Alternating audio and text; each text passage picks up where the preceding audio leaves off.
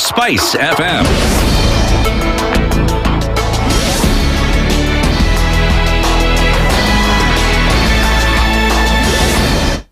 Morning, this is the News Wire. I'm Leah Ubaga. President William Ruto has accused some media outlets of promoting propaganda following Uganda President Yoweri Museveni's recent statement on access to the Indian Ocean, a move that has drawn widespread criticism.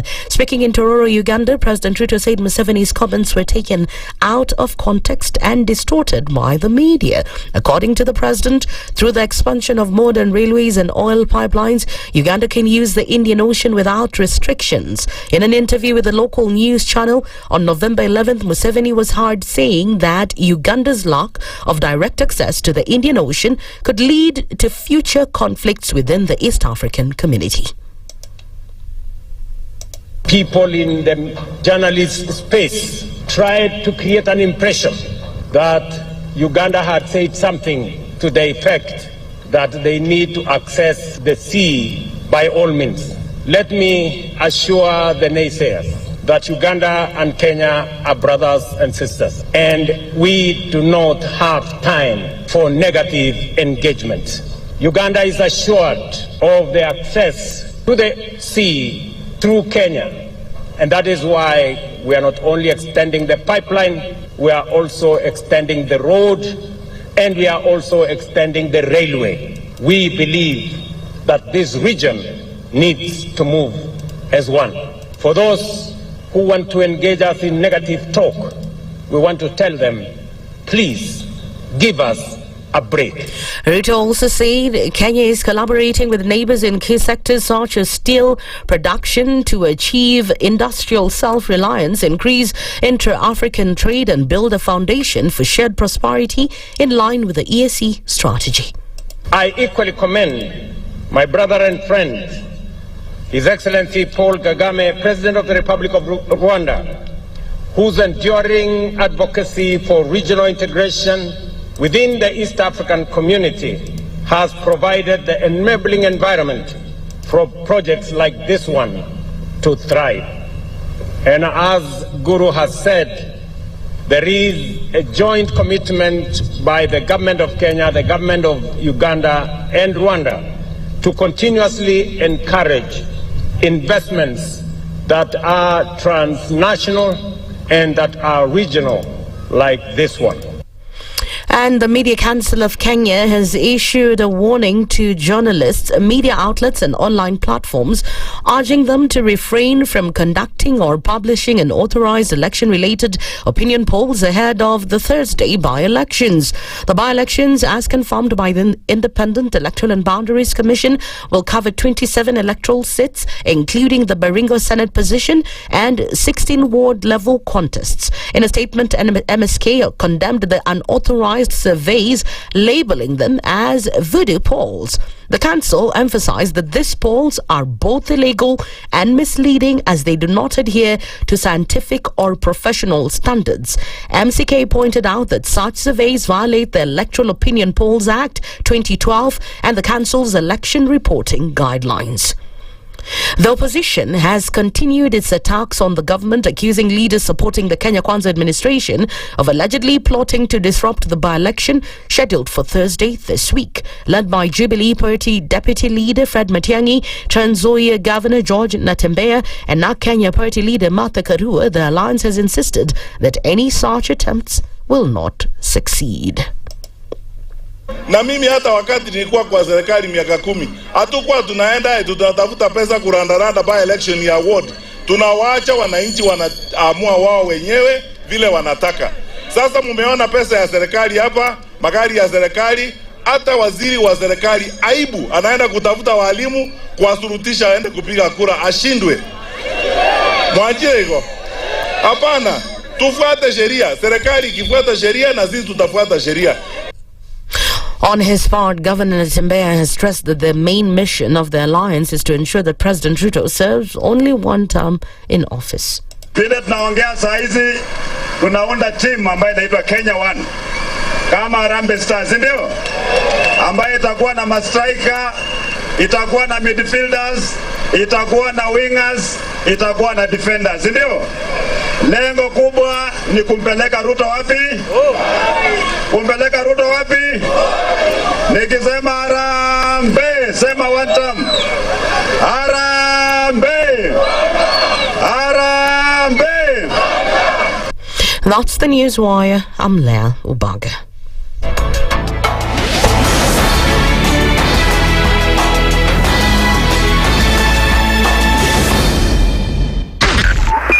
.5 Spice FM, Kisumu. The following takes place from 6 a.m. to 10 a.m. every weekday on Spice FM. In this country, 6 families and 8,000 Kenyans control 90% of the GDP. We are not a country. We are a plantation. We work for Ruto. When you're telling the judges court orders are papers or they will not obey court orders, they're sitting and you're seeking orders from them. So how are they supposed to interpret it? Isn't it an oxymoron? When you see a judiciary that seems to be under some control somewhere, you start questioning. We have very powerful governors, but they don't use their offices to serve the people. If you are not shameful to do what you are doing, why should we protect you? I'm human. Everybody's human. So when you're told, kuja tuongee, I mean, you'd be a fool to say, stagi kuongea. Conversations have to be had, you know? People in leadership should only go into leadership if they are ready and willing to change the lot of the people. The Situation Room, Kenya's biggest conversation.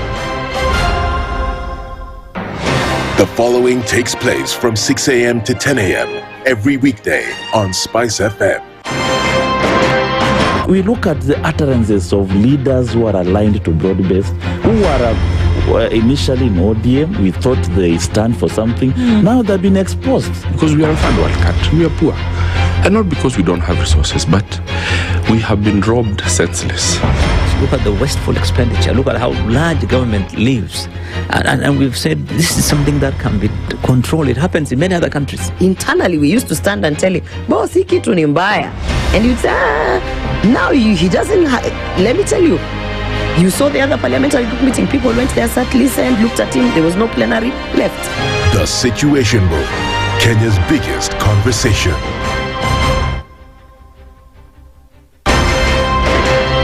If we just gloss over issues and hope that time heals, then we may find that in generations to come, we might be back at the same situation. And the whole thing is born of stolen elections. Spice. When it comes to the decisions you make, you must be independent. There's no way you can allow one institution to dictate to you how you're going to conduct your operations, how you're going to decide cases. It's a no. When you weaken the institution to the point where they cannot take action, then you realize that politicians have to come up and now start dealing with the issues. That conversation has to die. Our politicians do not like the hard stuff. We must insist on the path of doing things right, whether popular or unpopular. Money changes hands. That is a fact. If you have political goodwill at the highest top, like in Rwanda, then corruption will be an issue of the past. If you don't have political goodwill at the top, we will pass laws, we will amend laws, we will continue passing laws and re-amending laws, and nothing will happen. This is the Situation Room, the only way to start your day. The following takes place from 6 a.m. to 10 a.m. every weekday on Spice FM. You have land, Dennis. Yeah. Okay, your own land. You use your own money to build it, and then you sell it to yourself. But we don't want foreign troops on Kenyan soil. But surely it goes a little bit deeper. This is it. If you find the tree is withering, then you call the person who is managing that tree. Come around. Yeah, Why? Tell me what is first of all, what's the problem? Yes, what is the problem there? How do we expect ourselves to move forward as a country? The Situation Room, Kenya's biggest conversation. Good morning, and I love your show. Thank you. Having come from a Kikuyu radio background, I migrated to Spice because of the content. I was born in a slum, but somehow I got a break in life. So sometimes when you see the sweating coming out because of the passion and whatever it is, behind the noise, there are people. And we share the same umbilical cord. It shouldn't be like that. I am so disappointed. We used to tell Honorable Raila Amolo Odinga that he's doing politics of conmanship, and even President Uhuru Kenyatta, serikali hii ndio iko na conmanship ya hali ya juu. You cannot promise people that you reduce tax, then you double. In politics, there is the issue of trust. For you to turn around and then stab the same people who gave you that trust, there is no other level of dishonesty. Imabo, utaona dunia tu. The Situation Room, Kenya's biggest conversation. The following takes place from 6 a.m. to 10 a.m. every weekday on SpiceFM. He himself actually has admitted that he bribed members of parliament, so... he admitted that he bribed members of parliament? Well, when he said... The government. Yeah, when he said that he gave the 10 million was for what? We're always quick to point faults in somebody else before you look at your own faults as a person. If it was Kanu's day, hii amuka naye leo, ungekuwa umeenda bali sana hii. So when we must celebrate you. There are 600 million people now globally estimated to be living with diabetes in the world. So it is a major health problem. It's the largest single disease rising pandemic that we're dealing with right now. The Situation Room, Kenya's biggest conversation. One of the things that are ailing our country is negative ethnicity. You find you as a state officer, instead of thinking as a Kenyan, you think like a tribal person. Let me tell you something. The biggest problem we have had in this country is a leadership deficit. There is nothing that you are going to do in the process of change if you are not a risk taker. So you really have to pursue your vision to a logical conclusion and even be ready to step on people's toes. When it comes to the economy, you can run away with it. They say statistics are like bikinis. They reveal a lot, but they conceal the vitals. And so government people would throw statistics at you and tell you they're revealing a lot of information to you, but it's really concealing the real vitals. We need to get out of that, because when we want to grow our democracy, one basic thing that really requires to be understood by the political class, by all of us, is institutions are critical. This is the Situation Room, the only way to start your day. The following takes place from 6 a.m. to 10 a.m. every weekday on SpiceFM. Presidency is fairly interesting in the sense that it will actually take us to a new consciousness. Swali zile watu waulizi na swali muuliza na shangala ni aje, kwani huku kunaendaje? 30 billion shillings annually on travel alone in public service. A Kenyan can even demonstrate every single day of his life that Ruto must go. That is the only message of his demonstration. That is his right. That bribe blinds the eyes of the wise and subverts the cause of those who are in the right. This is the Situation Room, the only way to start your day.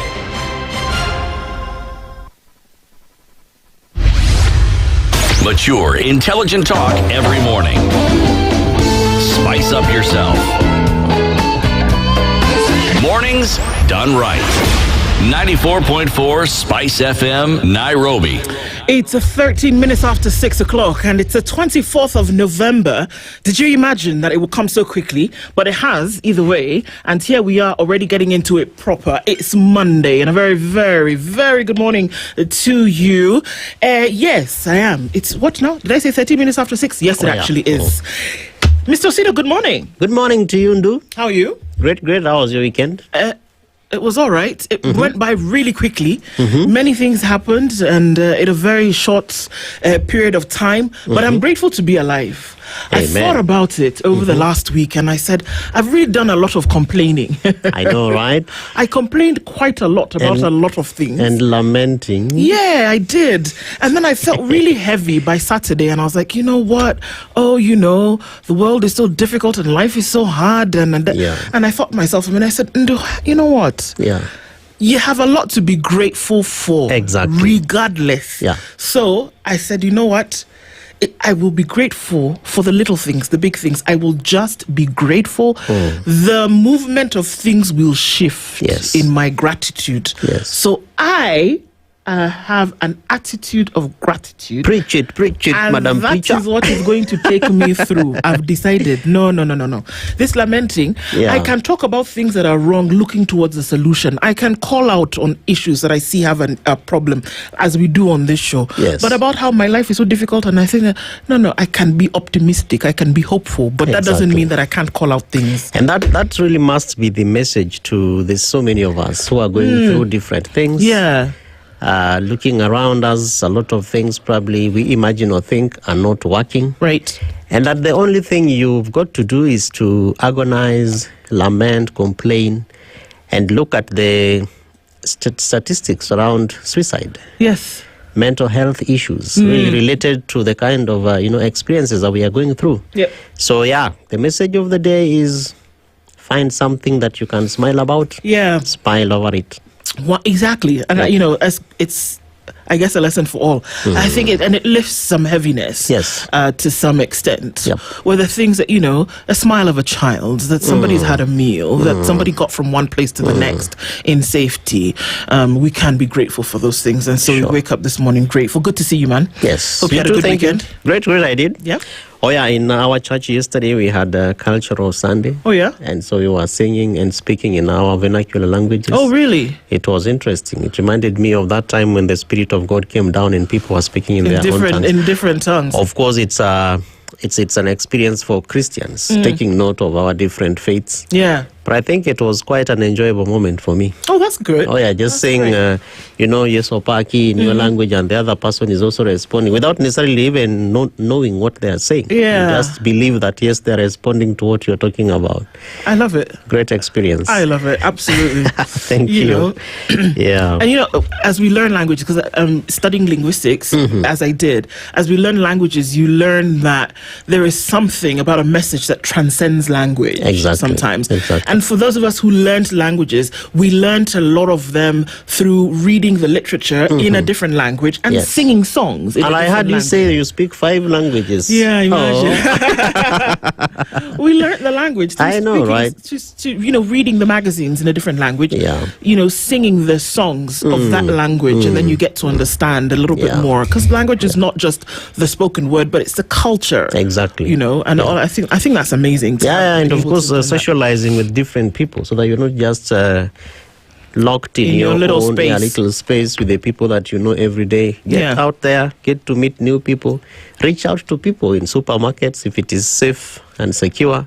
Say hello to somebody. And that way you begin to learn languages and new things. Very true. And then about other people. Yeah. So that's great. And we're getting into the final week of November, and here we are into the Situation Room. It's Ndu and Kevin Osido with you this morning, as we, do another program where we are able to look into matters and look into issues. It is the Situation Room. It's Kenya's biggest conversation. EVE is turning the wheels of steel. Good to have you here, my sister, as we get into things this morning.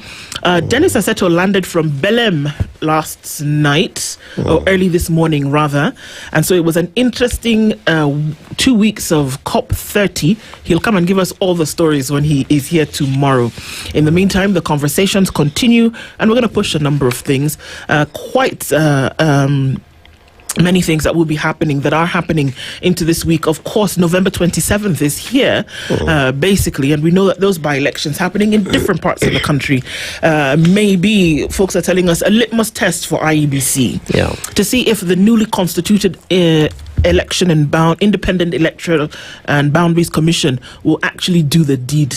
Many things flying around, whether the candidates that we're seeing for these by-elections had been given a clean bill of health by the IEBC, whether they agreed or didn't agree or got letters, or rather information from above, to allow certain candidates to just go ahead.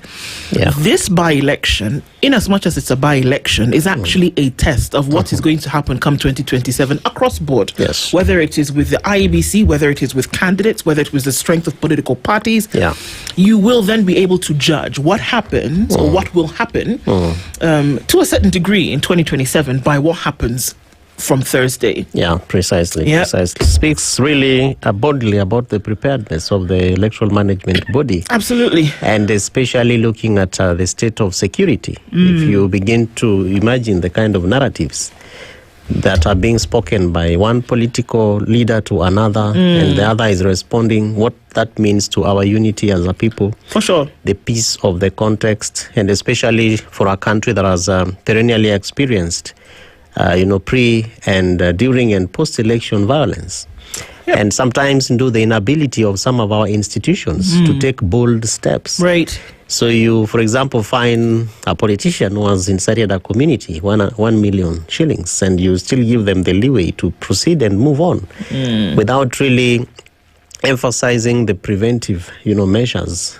So these by-elections are going to be very, very paramount, particularly also looking at the different gameplays of the political parties, And I think for certain individuals, like the former deputy president, it's key to look at what this means, for him, his case that is still in court, and also his aspirations, For sure. Yeah. It's big stuff, and it's just definitely a big deal. Yeah. Even as we get into things this morning, let me tell you the conversations that we will be having today. At 7 o'clock, we will then look into what is happening from Parliament to the polls, dissecting the address in Kenya's by-election pulse. Francis Mwangangi is the Deputy Governor of Machakos County. He'll join us at 7, and we'll have that conversation. We'll look into things across board. What does it really mean? Are people settled in the chatter? Let's see at 7. And then the judiciary also gave their scorecard. There was a state of the judiciary that was last week.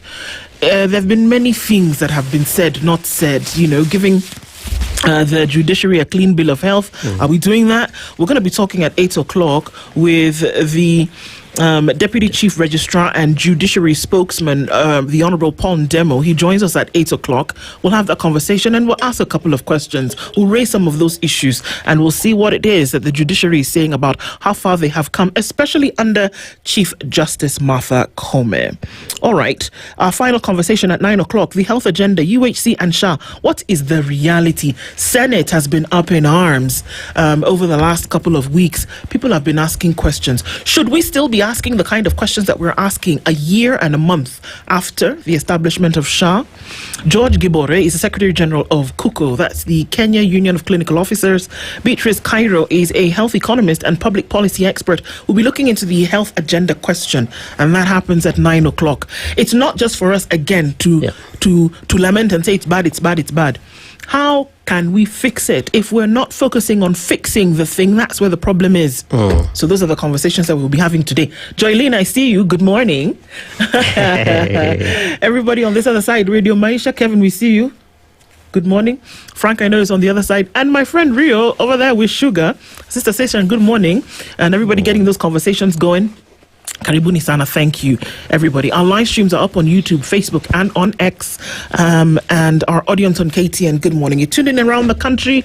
Tell us where you're tuned in from this morning as we get into things. It's always good to have you as we do. And those of you who listen silently, we don't take it for granted that you join in this where we want to have conversations on things that matter.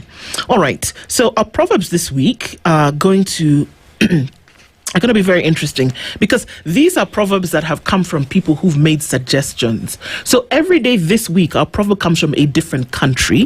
Usually we go to one country and stay in that country for the whole week. But this week, these are proverbs that have come from folks who are listening every week to us, and they've sent them in already. So this week, our proverb comes from Hannington Chumba, and it's from Malawi. And this is what it says. A child who has a good mother thinks his father also has a good wife. Precisely, Ndu. The imagination that is a family. So you're talking about a child, the mother, and the father. And that the imagination that your mother is a good mother, and your mother is somebody's wife, and that is your father. So if you have a good mother, you therefore expect that your father also has a good wife.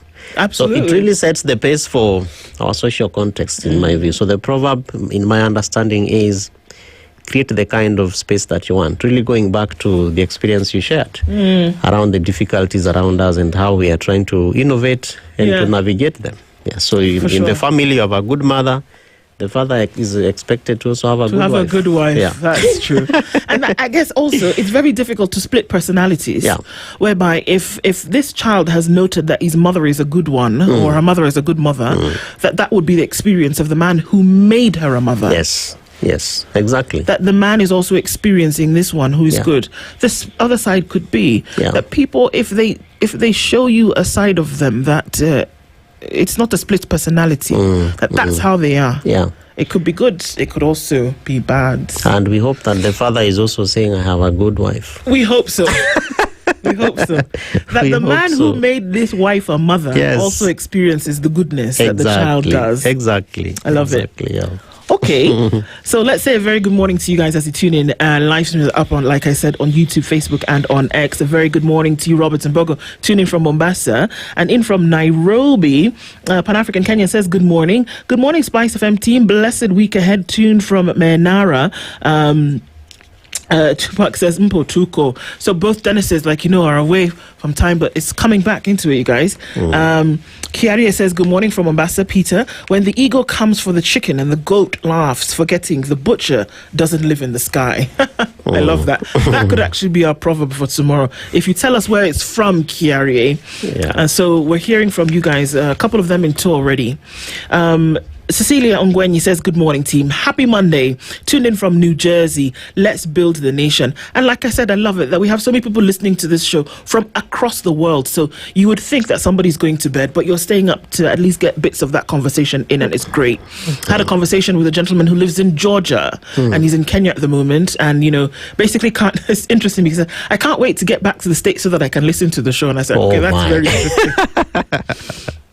That's interesting. Yeah. Jimmy Munuthi is tuned in this morning. This week of elections, I shall be here. Trust me. Let's do it, man. Let's see how it goes. Boaz Nalianya says, good morning. Ready for the wonderful conversations. Aseto, shall we? Ndu amanyaje kabisa. Jennifer Ateni says, good morning. Say hi to Kevin, you guys. Jennifer Ateni says, good morning. Good morning and have a blessed week ahead. We pray that itajipa kabisa. This week will be a good one, and you speak in faith and optimism. It will. Sure. Kisa Daniel says, good morning. President Moy used to say, siasa mbaya, maisha mbaya. Daniel Kakoro says, good morning. Please, can someone tell KWS, especially in Lake Naivasha, to put barriers on Kihoto area because hippos are killing people? There's a whole conversation about that. Who's encroaching on whom? Yeah. Who is encroaching on whom? If we start from that conversation, then it helps us to see exactly what we're talking about. Are the hippos in their home? Are the people in the hippos' the people homes? in the hippos' home. Of course, it's not a good experience to have an animal take away human life. But then we also must think about that human-wildlife conflict that has always been there. That what are we doing? Can we establish homesteads outside of their natural habitats? And I think that the duty bearer, rightly placed, KWS needs to engage with the community and speak. As you rightfully said, human-wildlife conflict. So what do we need to do? Absolutely. Okay. SLB says, good morning. I hope your weekend was fantastic. We pray that God gives us the strength we need. We're heading for tough days. Keep on encouraging us. Have a nice day. We'll do it, man. We'll see what we can do. So we must all come together on this one. Joseph Okondo says, good morning, Team Spice. Tuned in from Tudo in Mombasa. Happy Monday. Samantha Minor says, Paul Esana, to you and your people. The news from Nigeria is heartbreaking. It is heartbreaking that there's a lot of conversation that's going on around what's happening in Nigeria. It didn't start in 2025. It started a long time ago. But this is what we talk about governance.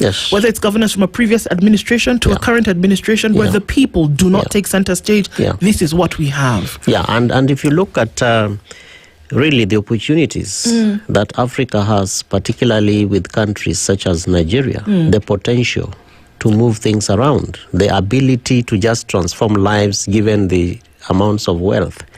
Regardless of our socio-cohesiveness or non-cohesiveness, whether from religious backgrounds, whether from, tribal, traditional understanding of things, it is important that Nigeria becomes a focus. It is necessary that it does. And then we have our President Bola Tinubu waking up and going to South Africa as though nothing happened. As though another 100 girls was not disappeared from a school. As though people in a church were not butchered like animals. It really cannot be the same. It cannot. Over and over, we think it is normal. That, it happened with XYZ, Boko Haram.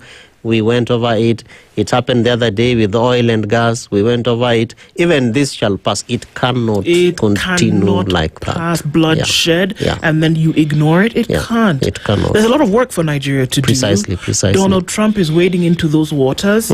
Senators in the United States are speaking. Whereas I know that there would be no there would be no speech about Nigeria if not for the massive natural resource that Nigeria has. Because guess what? Sudan is also burning. But where do we have the work, the words that we hear coming from America? We don't. However, we have a role to play. The primary role to play in safeguarding the livelihoods of our people. So Samantha, yes, thank you for that. But their governance has to take center stage. Brian Rono says, good morning, tuned in, wishing you a blessed week ahead, Asante Sana. Bernard says, good morning, it's my son's birthday. Please wish him a happy birthday. His name is Ethan Gregory. A happy birthday to you, Ethan. Are you listening? Happy birthday to you. Have a lovely day and week ahead. It's David Mangera says, good morning, tuned in. Emily Osena says, good morning, another week, another day. The Mara is now depressing. Why do we do such things? I know.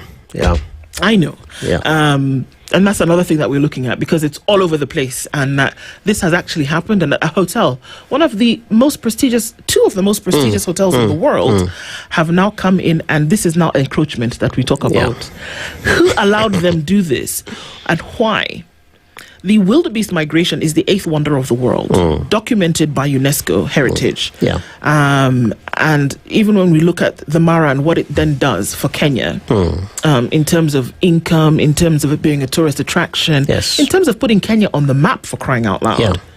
And then what you've done is that you've allowed for commercial profit something to come and tinker with the natural way of things. We know that wildebeest move from Kenya to Tanzania every year to go and breed. They breed and then they come back. So now you've put up a wall in the natural line of their of their migration. There are many questions here to be asked. Who allowed it? Why should it be allowed? And they're not just the only ones. Ritz-Carlton and the Marriott are not the only ones. There are a number of other hotels that have put up structures in the natural migratory path. Who's allowing this to happen? It is insulting, I think, because looking at, for instance, the revenue that we get as a country from those kind of experiences, the profiling of the Republic of Kenya when we have wildebeest migration, really, does it mean that means nothing to those who are interfering with the natural ecosystem? To them, yes. We cannot continue to just watch and sit and, agonize, as we said, lament, etc. Where is the space of advocacy? Where is the space of pushing, so that things that are supposed to be right remain right? And I think that part of the beauty of life is that, whatever makes you happy, you aim that it also makes someone else happy, not that your happiness becomes unhappiness to other people. One would ask the question that if in the United Kingdom or in the United States, something like this were to be established, what would the backlash be? Ask that question. And that is where we are. Abdullah, good morning to you. Tibbs Muge, good morning. Thanks for all the hard work. Thank you very much, Tibbs, and thank you for always tuning in. Good morning, Great Patriot, says Musema Okweli. Free advice to Givinji. Kenya across the country and villages have rejected, and he must relax and stop using violence. Okay, that's obviously part of the conversation that we'll be having this morning. Godfrey says, good morning, live and clear from Atlanta. Thanks to the change of time, we can tune in at 10 p.m. now. Thank you for tuning in, for sure. Ayenda says, good morning. God is good all the time. Indeed, he is. Shay Morgan says, good morning. Don Carter says, good morning, Ndu and crew. Great week to great people to kick out the wheelbarrow. Okay. Rahim Chula Omar, good morning to you, says, look for the little things to lift you up. Absolutely. It's the little things. It can be Kevin smiling at you. It can be somebody, offering you a glass of water when you need it. There are many things that can contribute to that. Isaac Jullo says, good morning to you, Spice. Good fortune shies away from grief. Think of good things and good things will come to you. I agree. Nyakundi Emmanuel says, good morning. I'm getting through this quickly. Good morning.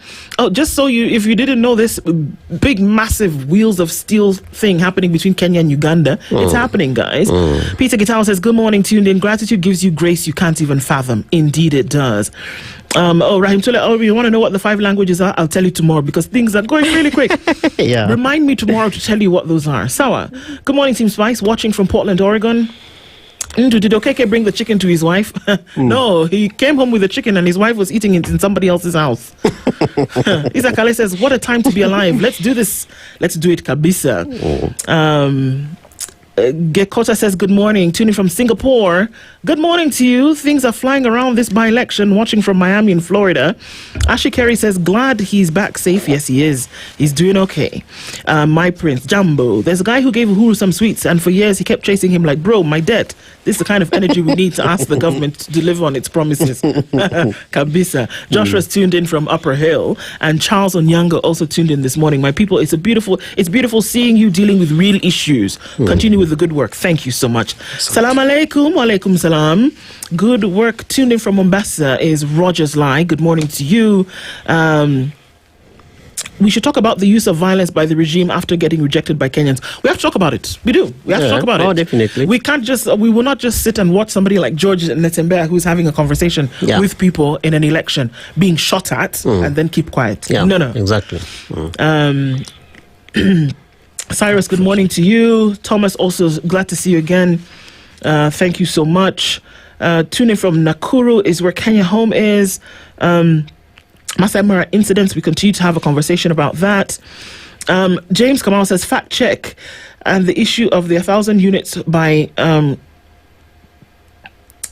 yes, we knew that. The 1,000 houses in Homa Bay were not built by the Affordable Housing Project. It is NHC houses. National Housing. So it's not the Affordable Housing. So that was clear that day. Okay, so many of you tuned in online this morning. We see you, the Semenya. Good morning to you. Frederick Angwenyi says, good morning. Kimiyak is also tuned in from Doha. We need that spice now more than ever. It's a chilly morning in Doha. Well, here we are. We're bringing it kabisa. A new week, a new beginning. Falling down is okay, but how you get up depends on our zest. Rise and shine. Vancouver, Washington, locked. And that's Andrew Chira this morning. Everybody tuned in this morning. Good to have you in the room. And we really, really do appreciate you joining us. And it's great because we can greet each other and we can catch up with issues. It's great because we do that and we combine it. So it's never too long. Sawa. Great, sawa. Let's look into the headlines this morning and into the Kenya's bold newspaper, The Standard. The headline on The Standard today, licensed to extort. A shadowy criminal network has spent the past year sweeping across Kenya, posing as state officers and extorting millions from terrified business owners, all under the protection of uniformed police. Now, The Standard uncovers the full scale of a brazen scheme legitimized by dubious gazette notices and quietly enabled by senior commanders. At its center is a private company accused of impersonating regulators from KEBS to KRA while shaking down traders nationwide. Despite official directives to halt their operations, the syndicate continues to strike with impunity, leaving victims asking who is protecting them. It's a big deal. Because do you know how many people have been harassed every day in business? And you're told this person is from KRA, this person is from KEBS. Yeah. So apparently there's a lot going on. It's even been gazetted in the newspaper and it turns out to be fake. My goodness. We'll look into that in just a minute.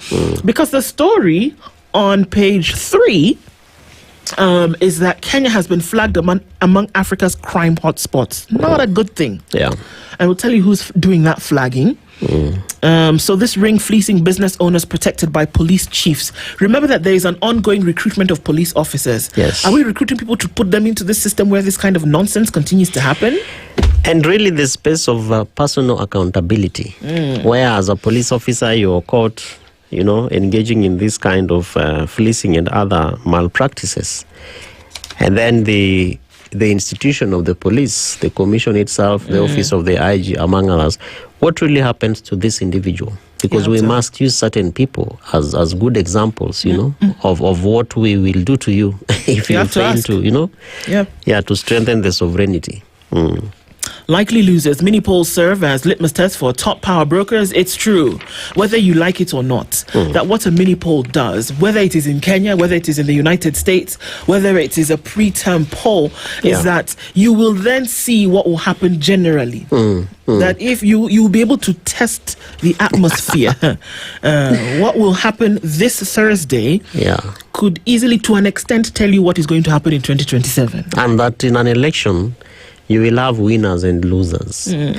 Especially for our country, Kenya, these by-elections are going to really inform the 2027. Yes, they are. Both for the commission, for the citizens, the ongoing mass voter registration process. It is also going to inform how we vote and, the turnout among several other things. So, activities to watch.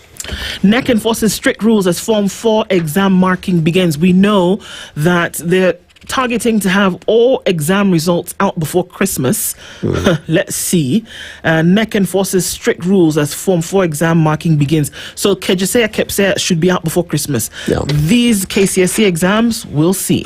We did see the unfortunate death of Joseph Munyao. He served as a minister and Boni member of parliament. He passed away last week at a Nairobi hospital.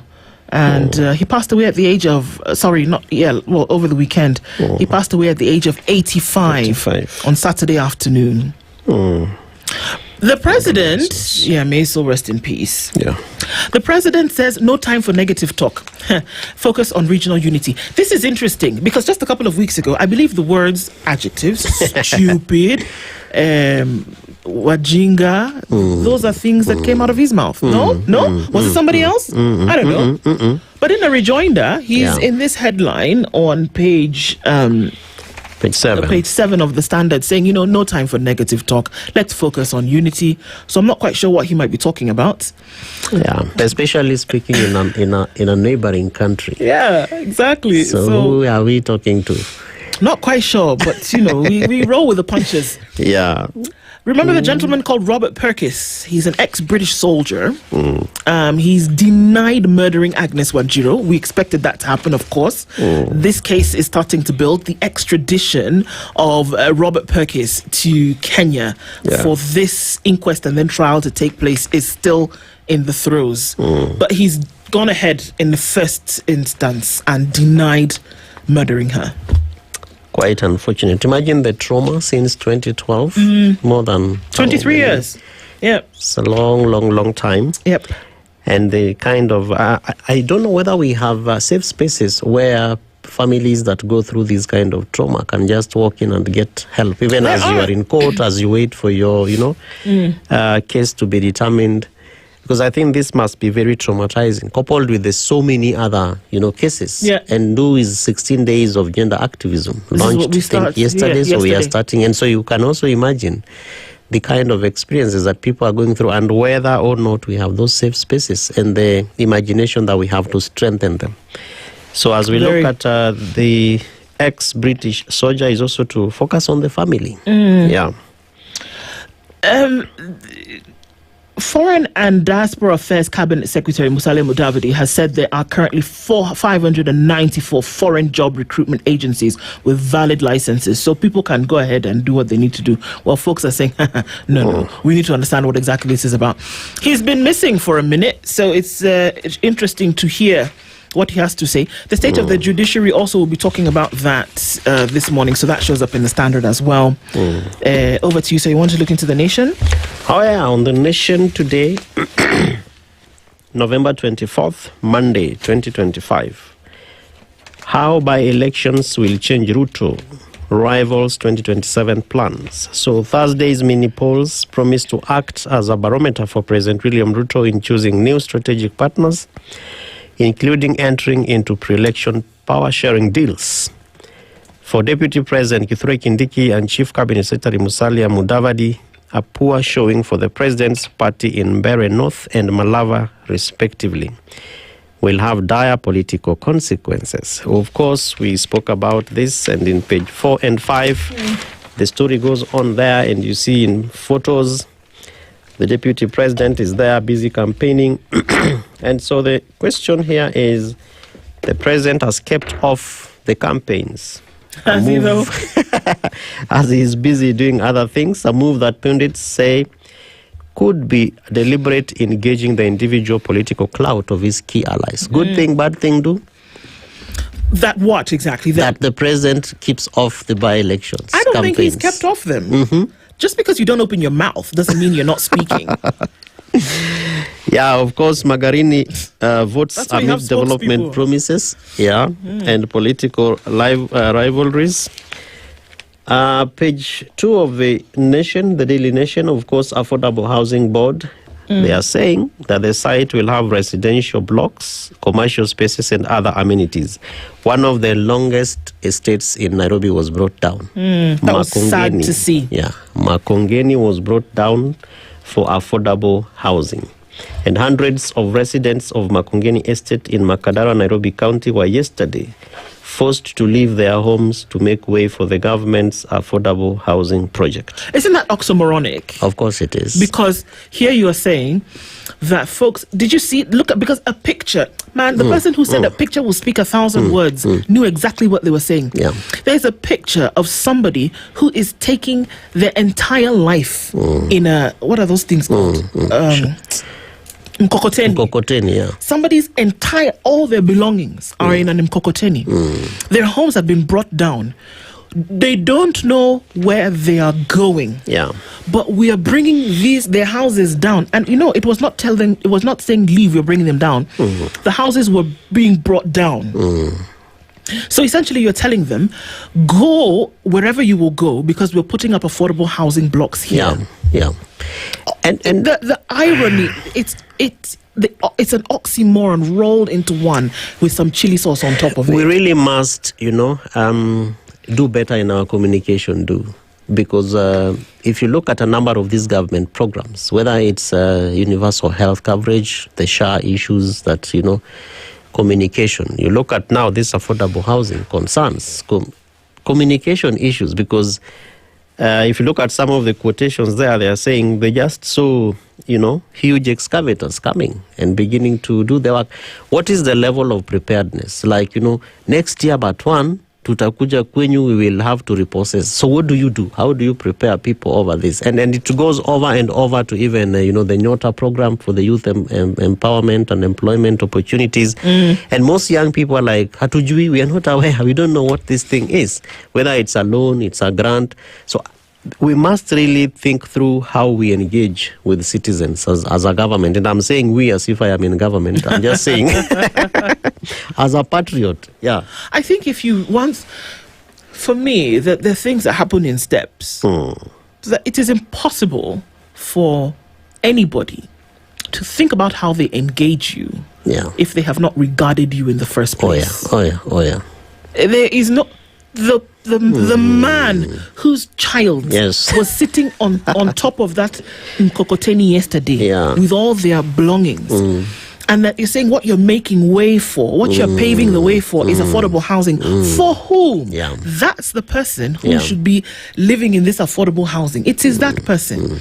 But then where will you take them? Was there something that was provided for them? Do you know where they spent the night last night? Do you know what they're going to do for the next couple of weeks? Do you know?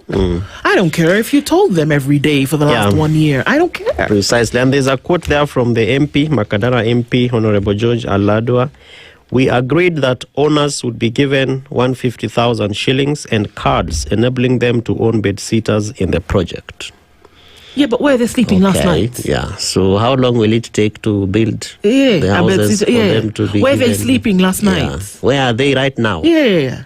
Quite a cold morning in Nairobi. If they were children who were going to school this morning, from where will they have to take a bath, whatever, and wake up to go to school today? Yeah. And Ms. Wanyiva there says, I have 2 small children with me outside. I have been going to their offices, but they claim my documents are not genuine. What will I do now? Where will I take my children? The small business I had there is gone. I am lost. This is the picture. Yeah. If we're not dealing with that, this affordable housing thing can go to blazes for all I care.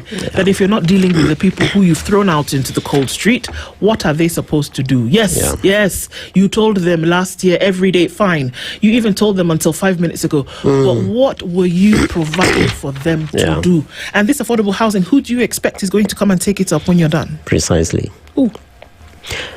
So you're listening to us, Gava, and the right people come forth and were they do actually the right given their things. 150,000 shillings? Were they given this money? This woman who is saying that she's out in the cold, does she sound like somebody who was complaining if she had the 150,000 shillings in her hand? Quite a lot of money now. You can do marvelous things. You can use it effectively. Page 5 on the Daily Nation. Magarini votes amid development promises and political rivalry. So that's part of the by-election conversations. We have a number of them. There are about 24 by-elections that we'll be having. Yep.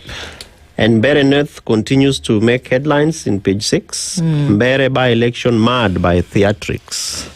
Campaigns termed ego-driven and manipulative. So Mbere North constituency voters in Embu County head to the polls on Thursday to elect their next legislator. In a by-election, many describe as overshadowed by political theatrics rather than substantive engagement with voters' real needs. Voters' real needs. Far be it from me to not be like a dog with a bone on a particular issue. Yeah. The governor of Embu, of this particular county, where Mbere North as a constituency is housed, was giving sweets to Embuans. Emburians? Yes, Embuans. Was giving them sweets. Now, two things here. Yeah. If the governor was given facilitation money, please, the person who was giving this facilitation money should be quite pissed off. Yeah. Because what she used to buy was Patco with the money that you gave. Number two, if you feel as though the people of the Embuans, if you feel that what you can do, they needed a sugar rush, you gave them the sweet, or you felt that this was the way of telling them that you care for them, and you reduced your care to sweet. To a sweet. My friend, you don't need anything else to convince you of how your leaders view you. Yeah, there's a problem. They are telling you, believe what they are telling you. Yeah. So those two things, the people who gave facilitation money know these are the people that you have on the ground. That's what they are doing with the facilitation money. Number two, Embuans, this is what they have told you, how they feel about you. This is how they can regard buy you. you off with a sweet. Yeah. And I saw a similar, theatric engagement where one of the president's men was giving mothers in a long queues, pieces of sukuma wiki. Yeah. And they're 10 shillings sukuma wiki and a tomato. I don't know. In 2025, is that really where we are as a people? What does that speak of our leadership? There's a problem because we are seeing this all around. Yeah. In Malava, just the other day, Brian Lishenga, who is the SecGen at RUFA, the Rural and Urban Private Hospitals Association, took a video from his vehicle of people who were getting into a constituency office to be given money. They were handing out money, and it's obvious what direction they're going to go and influence people to vote. Yes. That is what our politics has been reduced to, guys. I'm telling you, this is what's happening. Yeah, it's quite unfortunate. Yeah. It's a sad state of affairs.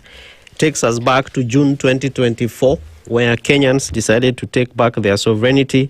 Are we going to sustain that? What must we do to sustain it, and how will it look like ahead of 2027? Page 7 of the Daily Nation, it's back to school for 30,000 CBE teachers. Yep. Intensive training scheduled from December 1st to 19th targets educators from 9,626 centers. So this is about the CBE teachers and more than 30,000 secondary school special needs, education and vocational training teachers will undergo mandatory refresher training in December as the Ministry of Education races against the clock to prepare for the training of 1.1 million grade 9 learners to grade 10 in January 2026. Did we deal with the ghost schools and ghost teachers. We're still waiting for the report. There are court cases. There are court cases filed by private citizens. Yes. You know you can do that to compel the Ministry of Education and the CS to wrap up with this thing and make the results public. I don't know why they're still twisting their hands. It is in your system. You have Bonyeza it. Control P. Print. Show. Release. Finish. They're joking around with us because they know very well that the names that are going to show up on those documents are going to be linked directly to people who work in that ministry. Come on. Yeah, of course. Let's call a spade and not a big spoon. Yeah. Finally, do page 8. Transport. President Ruto announced the extension of the standard gauge railway from Naivasha to Kampala. Okay. And so the Devki Steel project is a regional boost. Okay. So the president was in Uganda and he has hailed the Devki mega steel project in Tororo, Uganda as a key milestone in boosting regional industrialization, job creation and cross-border investment within the East African community. Okay. I have many things to say about that. Please say a few allow of me them. to do my research first properly. Okay. Then I can, because I don't want anybody to call my name. My mother can't take it. You know, I have been asking something about the space of industrialization. And last week we spoke about the journey to Singapore. Yeah. And how Singapore used their industrialization policy to revitalize the economy and, create employment and just ensure that the country was moving within the plan. What is our industrialization plan as a country? And it reminds me, because I'm passionate about county governments, something we call CAIPs, the County Aggregated Industrial Parks, where we expect that you have an idea, you walk in, and you walk out with a solution that is minted and very easy to create jobs for thousands of people do. Yeah. You know this ministry that has a very long name, many I's and many T's, Ministry of Industry, Trade, Tech, MITI. Yeah, that ministry, that one. Yes. So the PS was here about a year ago, and they told us that the plan was to have, I don't know, is it 100 investors who are bringing in? They had a target. Is it 100 investors? Is it 10 investors that were bringing in $10 million each or something? And it was the plan. It was a CAIP on steroids. CAIPs Pro Max. Whereby they said now investors would come in and they would set them up in particular industries, and essentially what they were going to do is that if Kevin Osido International wanted to come and invest in Kenya, for example, in what? Poultry, I don't know. What they would do is that you bring your money. How did you know that I am a poultry farmer? I don't know. I try. So it's true. But you just said poultry, Kevin Osido poultry. But it's true. Yes, it is. Yeah. You see, my mother also, as a doctor, also moonlighted as a poultry farmer. So maybe we know these things. So they said that what they were going to do essentially is to make the business easier. Sort out your licenses. You don't have to worry about I don't know which tax. I don't know. They would give you a moratorium on certain things, so that you basically can bring your money and put it in the country. And that they had a target that by which year are we not in 2025? That by 2027, I don't know how many of these investors would have come in and started to push industry. No, we are doing badly. I don't know how far that thing has gone, but that ministry, I know they set up a target for themselves. But and by the way, there is an agency called is it still called PDU, Presidential Delivery Unit, or something of that sort? PDU was scrapped. Okay, so then they put in somebody else who's supposed to be checking on how far government has been doing. And these are really the answers they should be giving Kenyans, because that unit essentially is supposed to say, we said we were going to do this, we've put money aside, we've set up ministry to do it, this is how far we have gone. So that when we do the State of the Nation, we are giving a proper report card, not giving us dreams, promises of Singapore. Add a tea bag to your flask on me. Thank you, on me. Yeah, so as we're in governance and accountability, we will write letters, whether they are answered or not, but history will judge and say, it definitely will. We asked, and that we were on Skype on Spice on 24th of November. Asking how far? We asked, how far are we? Exactly. Ndu, over to you. Let me give you the last story. I'm of course looking into the headlines of the Star this morning. Close to 30 billion shilling lost in state plan to uplift youth and women. Well, so there's part of your PDU stuff. 30 billion shillings lost. And I keep saying that money is not lost. It is taken. Yeah. So the question should start to be, who took this money, how did they take it, and how can you prosecute? IEBC is also dismissing claims of rigging, of course. Did you ever expect them to say, actually, yes, this rigging is happening? Of course not. Yeah. And they say they're ready for the by-elections. Well, the 27th will come and we shall see. Kenya and Uganda are sisters. They will never fight. Well, then that's just fallacious, because sisters fight all the time. So if Kenya and Uganda are sisters, we expect them to fight. If they're not fighting, there's something wrong. That's just me who's saying that. A story that comes out of The Nation as we get quickly to the top of the hour. Only 12 out of 58 graft cases by EACC cleared in quarter 1.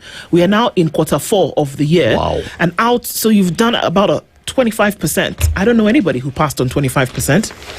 That's what we are looking at. It's even below an F. Yes, it is. You are to be in campus. Can you score below an F? So somebody was asking EACC. There's your answer. Good morning. 7 o'clock.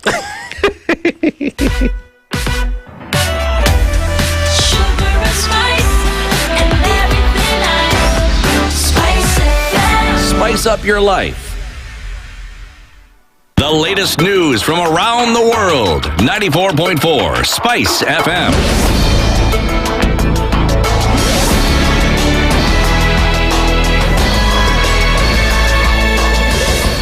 Good morning. This is the News Wire.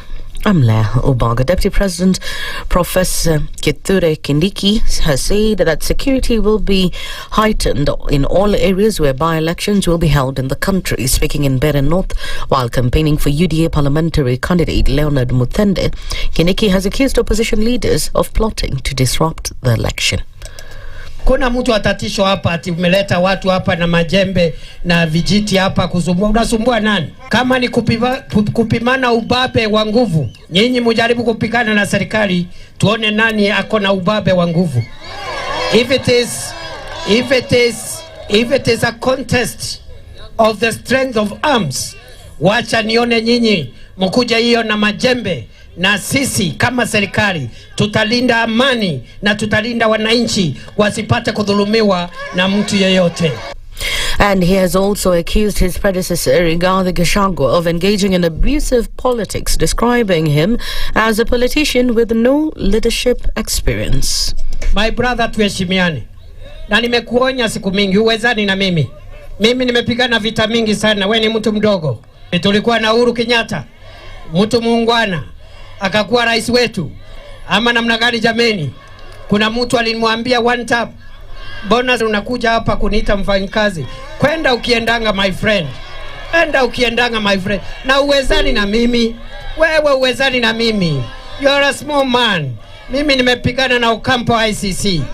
Tukamwangusha. Ocampo alikuwa anataka kufunga Uhuru Kenyatta na William Ruto. Nikapigana na yeye, nikarudisha Uhuru Kenyatta, nikarudisha William Ruto, wote wakakuwa marais wa nchi. Niseme nisiseme? Niseme nisiseme? Kuna uongo nimesema mahali? Iko uongo nimesema? The Mbeere North election is expected to determine who has the most influence in Mount Kenya between Kindiki and Gachagua. Meanwhile, Wiper leader Kalonzo Musyoka has continued to push for the removal of Mbeere North parliamentary candidate Leo Muthende from the race over allegations of corruption. Speaking in Kiambu, Kalonzo has called on the Independent Electoral and Boundaries Commission to ban Muthende from contesting the post for lack of ethics, calling on religious leaders to intervene and ensure that the law is followed in the country. Yesterday I asked the IBC themselves to disqualify that candidate. Kama mtu ameiba 640 million Kenyatta Hospital na imejulikana EACC wenyewe anasema huyu tunataka atupelekwe kotini, how do you make him your candidate? Even if you find that you didn't know, at least we have order. And I think this is what I'm saying. Kenya cannot be a theocracy, Reverend, but the voice of the church as the moral hope of this land. He has also criticized the government for allowing civil servants, especially ministers, to get involved in politics. He has stressed that the government has been bribing voters in many areas where by-elections will be held this week, to support. Kuuzia watu oga ndio waonge ni vibaya. Kila mama 5,000 of them in Mbeere usiku wana jamaa sasa they are not even talking openly. wanakusanya 5,000 kila mama, 5,000. Niambie, huyu ni uchaguzi jamani? Huyu ni uchaguzi?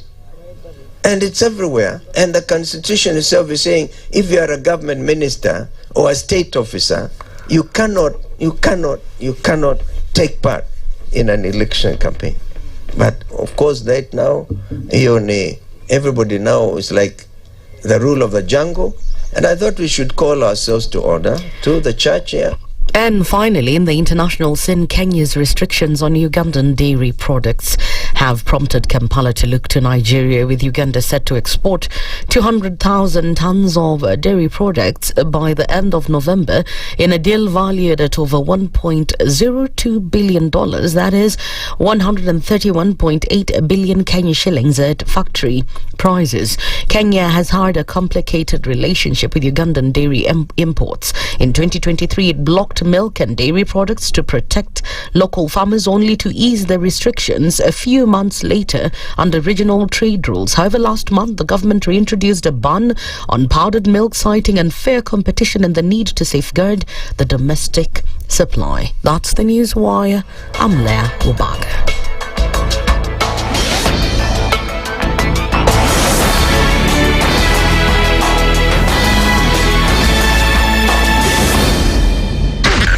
SpiceFM, Nakuru. One of the things that are ailing our country is negative ethnicity. You find you as a state officer, instead of thinking as a Kenyan, you think like a tribal person. Let me tell you something. The biggest problem we have had in this country is a leadership deficit. There is nothing that you are going to do in the process of change if you are not a risk taker. So you really have to pursue your vision to a logical conclusion and even be ready to step on people's toes. When it comes to the economy, you can run away with it. They say statistics are like bikinis. They reveal a lot, but they conceal the vitals. And so government people would throw statistics at you and tell you they're revealing a lot of information to you, but it's really concealing the real vitals. We need to get out of that, because when we want to grow our democracy, one basic thing that really requires to be understood by the political class, by all of us, is institutions are critical. This is the Situation Room, the only way to start your day.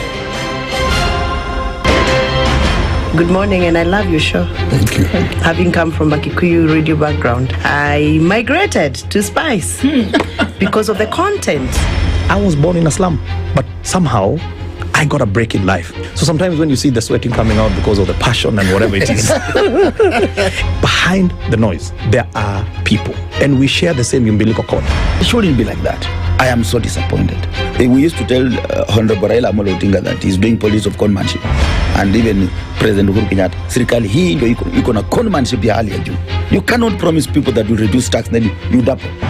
In politics, there is the issue of trust. For you to turn around and then stab the same people who gave you that trust, there is no other level of dishonesty.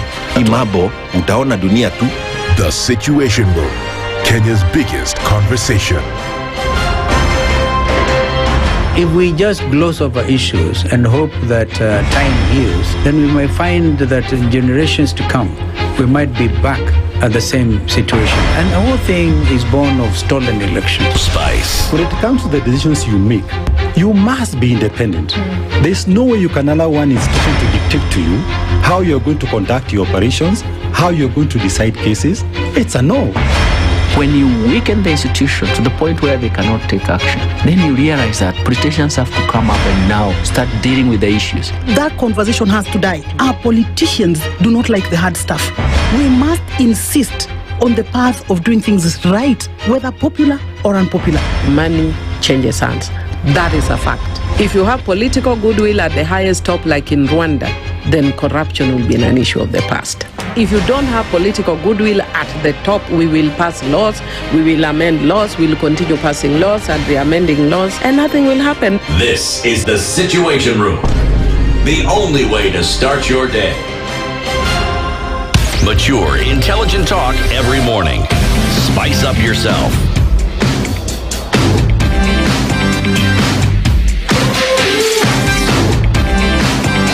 Mornings done right.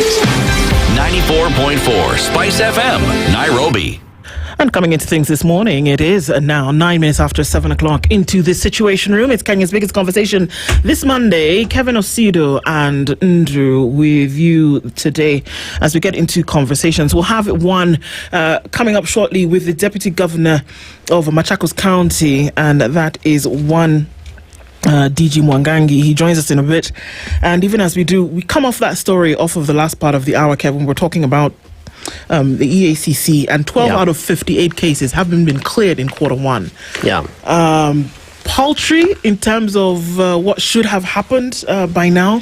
And I keep asking the question, if you have, unless you don't have the evidence, but if out of 58 cases have come to you and they all look as though they've been through the filter, something has happened, why is it so difficult for some of these cases to be prosecuted? And why do we seem to often go the plea bargain way? Where in some cases it might make sense, but the hundreds of millions of shillings that we're seeing actually disappearing in the hands of, corruption is quite something. Does the EACC feel they don't have? I'm even at a loss for words. Because it does seem like, all right, for an entire commission, 58 cases and only 12 of them having been cleared in 4 months, it's quite something. No, it is. And that story says that most of those cleared for prosecution involve forgery of academic documents. But as you rightfully said, something that we many times ask, especially within accountability and governance, so accountable service delivery, is the cost of corruption. The monies that are lost, if we were to, one, equate them to the services that are supposed to be delivered. If it is a road to be constructed, what does that mean to the people who would have used that particular road?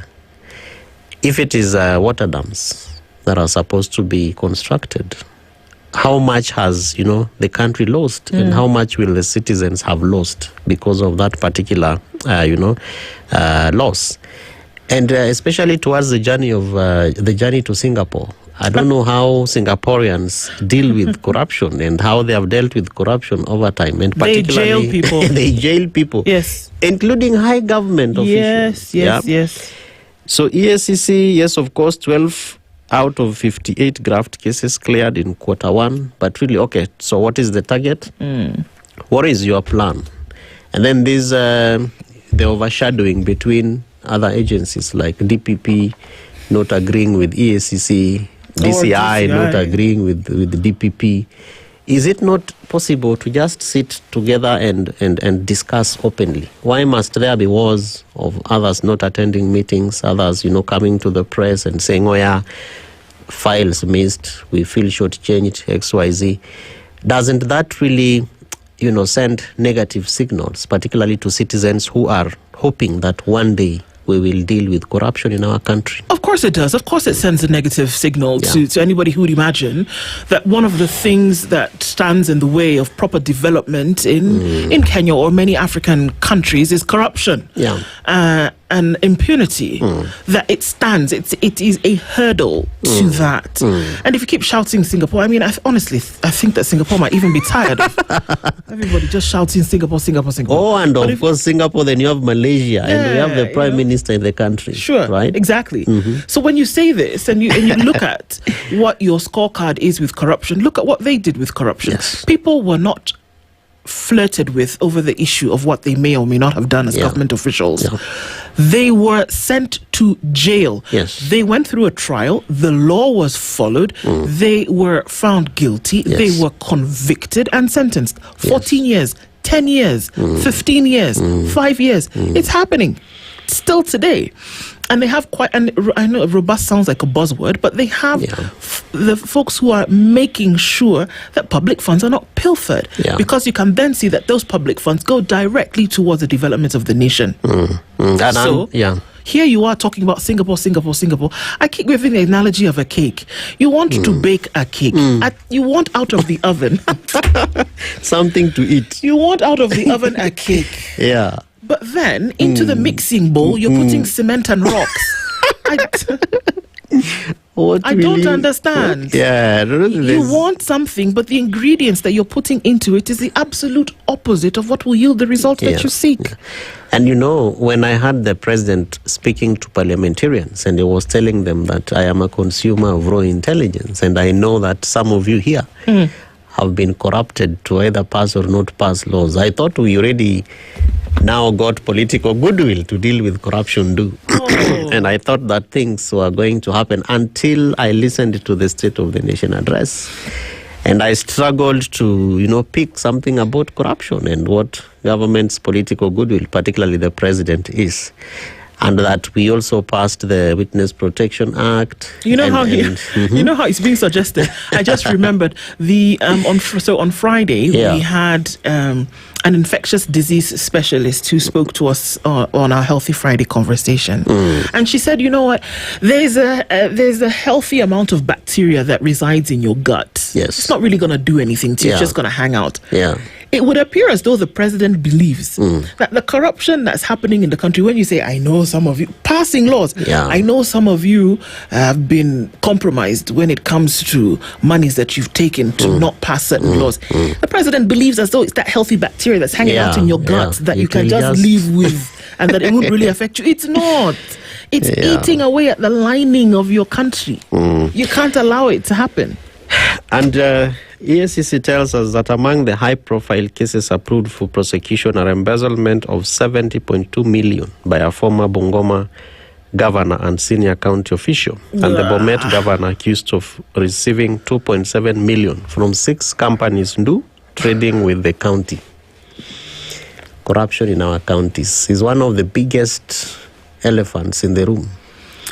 But surprisingly, even as we engage with those county governments, you don't see a lot of capacity, even from EACC, to strengthen capacity of institutions like internal audit units, the public accounts committees of the county assemblies. Not, of course, to overemphasize that maybe the interest from the duty bearers is not there. If you wanted to do something, you would. That's all I say. Yeah. Period. Exactly, yeah. If you want to do something, you will. Yeah, so citizens, we have to come out and exercise our sovereignty and our spirit of accountability. These are things that are actually happening. Nobody's making them up. Yeah. They happen. Yeah. And that you can ignore things like that and just pass them over as though they don't matter, I think is a deeper problem here. That when there are people who are talking about the fact that, or even if it's a suggestion, that there are people who are running in an election, by-election, whatever, who may have a stain on their image for whatever reason, that is enough for you to say, hang on a minute, let's have a conversation with you while this thing continues. And that's why we have things that happen like in Greece, where we had that terrible train accident. The Minister for Transport didn't ask how many people died, how many people were injured, oh, was it when, did you not do step down, because something along this chain of events happened that is touching on my position. So while that is being found out, let me step aside. Yes. Come on. And that's what it requires. And it really speaks to the attitude of the official. In Kenya, we say, I would rather die than resign. Because just might. Oh, sorry, did I say that out loud? And that it means nothing. So you want to be the one heading the investigating committee. You want to be the one to be receiving the report that is investigating you, and you still want to be paid using taxpayers' money, both for your salary, and people have died, and the sitting allowance at the committee that you insist that you're not stepping, out of. Our attitude. We've got a lot of work to do. And this is across board. We can. What are those things that people always say? From north of the Limpopo, south of Sahara. A lot of work to be done. Because we want to talk about how you're hurtling towards first world. Nah, my friend, we're nowhere. We have many things that need to be done. Your people cannot be abducted and disappear in broad daylight. People cannot be killed, massacred in churches day after day, week after week in the northern, and you think it's okay that people have poor that you demolish their houses and you say that what you're trying to do is make space for affordable housing. Where are these people supposed to live? That children are not going to school. This is the reality of our times. And until we deal with those issues, all of these pontification about being first world, you don't have that conversation. You don't. It's insulting. Where to do you people. think we need to start? Is it the education curriculum? Is it our education system? It's interesting. Abraham Rugo, who is an economist, said, you know what needs to happen? You know how when you have a conference and then you have breakout sessions? Yes. People are of like mind. Yes. Everybody goes into a room and has a conversation. Yes. All of those sectors at the same time need to be locked up in a room and have a conversation and not come out. Yes, until they have a solution. Which will be subjected to public participation. Absolutely. And Kenyans have to buy into it. Very true. Yeah. Our conversation at this hour also then goes into issues right around the polls and what's happening there, dissecting the address and, of course, Kenya's by-election polls. Francis Mwangangi is the Deputy Director of Machakos County and joins us this morning. DG, good morning. Deputy Governor? Yes. Deputy Governor. Yes, Deputy Governor of Machakos County. Yeah, you said Deputy Director. Did I say Deputy Director? It can kind of almost be the same thing. Oh, yeah, exactly. That's true. That's true. Good morning. Good morning, DG. How are you doing? Fine. Long time. Indeed. I'm happy to come and engage Kenyans. Karibu sana. Asante. It's good to see you. Thank you for being here this morning. And as we get into this conversation, with some 20 minutes into it, but you found us talking about certain things that need to happen. But before we get that, I want to share today's proverb with you. I think I would like to hear what you have to say about this. The proverbs this week come from different African countries every day. Today, this particular proverb that's been shared to us by Hannington Chumba goes like this, and it's from Malawi. It says, a child who has a good mother thinks his father also has a good wife. A child who has a good mother thinks his father also has a good wife. What do you make of that? I think you need not to assume anything. You just say something and out of it, you just assume this is good.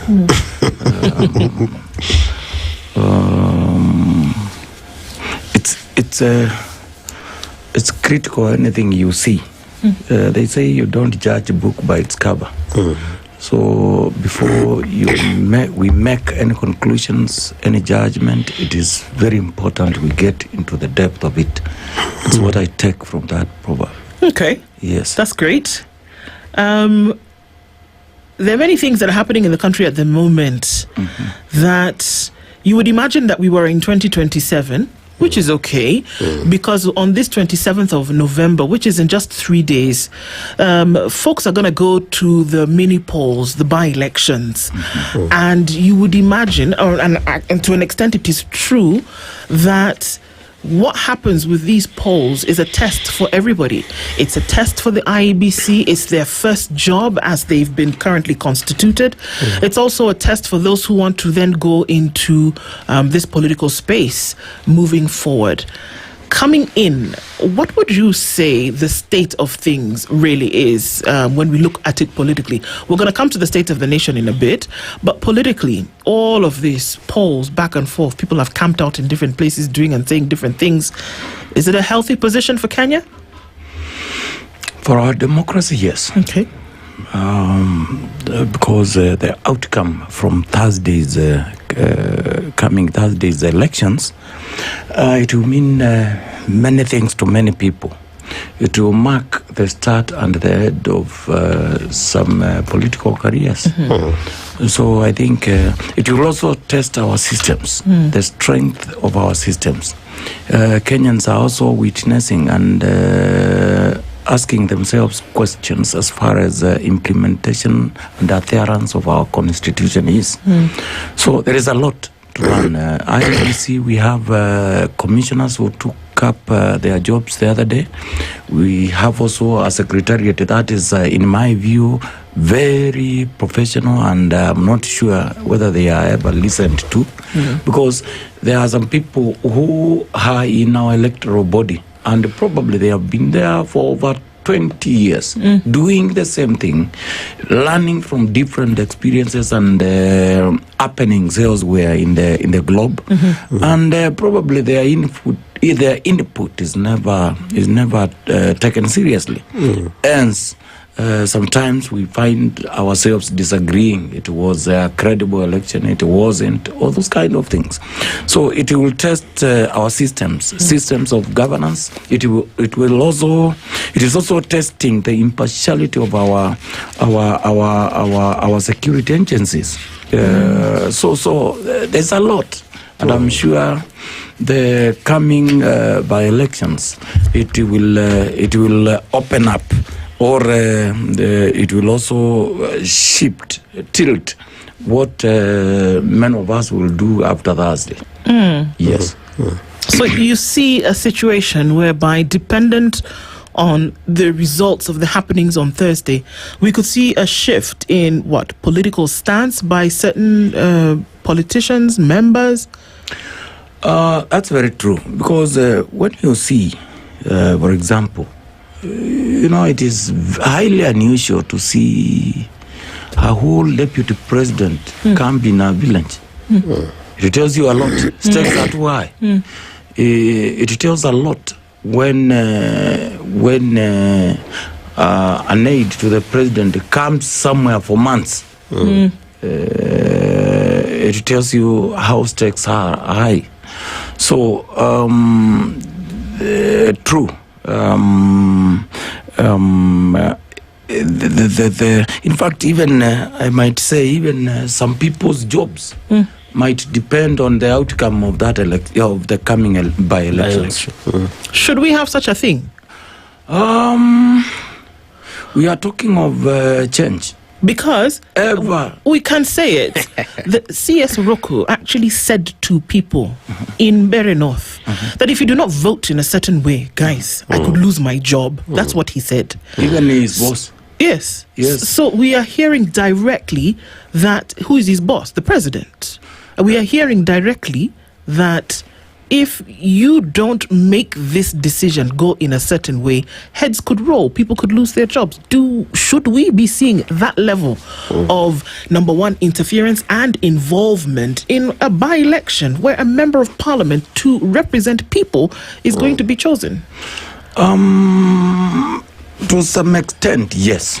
You should. People have work to do. We're trying to get to first world, and here we are. Yeah. No. About first world, it's a different thing altogether.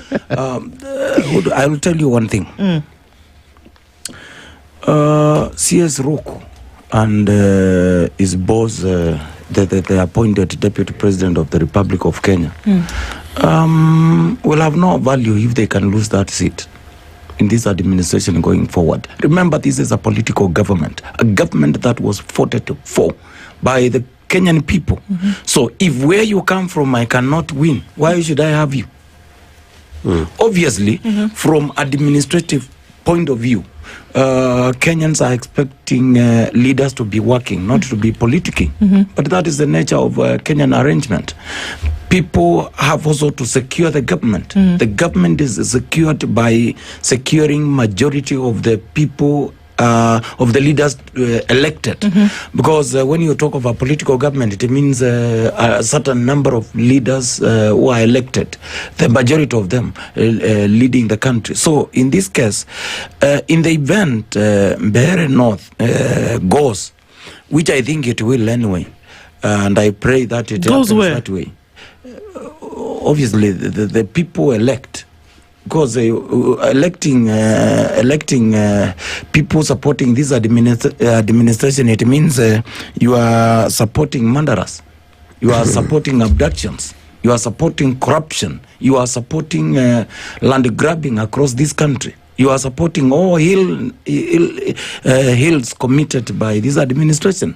So in this case, I wish Kenyans sent a very strong message that this is not going to be business as usual. And I'm just wondering, Bwana DG, because we have about 24 by-elections, and part of these are, of course, we are seeing heavy involvement of your caliber, leaders of your caliber.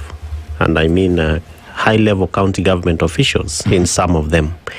And in one of the... We have one in Machakos. Yes, yes. North. Yes. Actually, it was almost the first one in the country. Yes, and in some of these by-elections, you have county officials heavily investing in campaigns of their candidates. In the event that their candidates do not win, what do you see happening between the county government's investment in some of the projects and the leaders that they are currently not supporting? Do you think they will work together?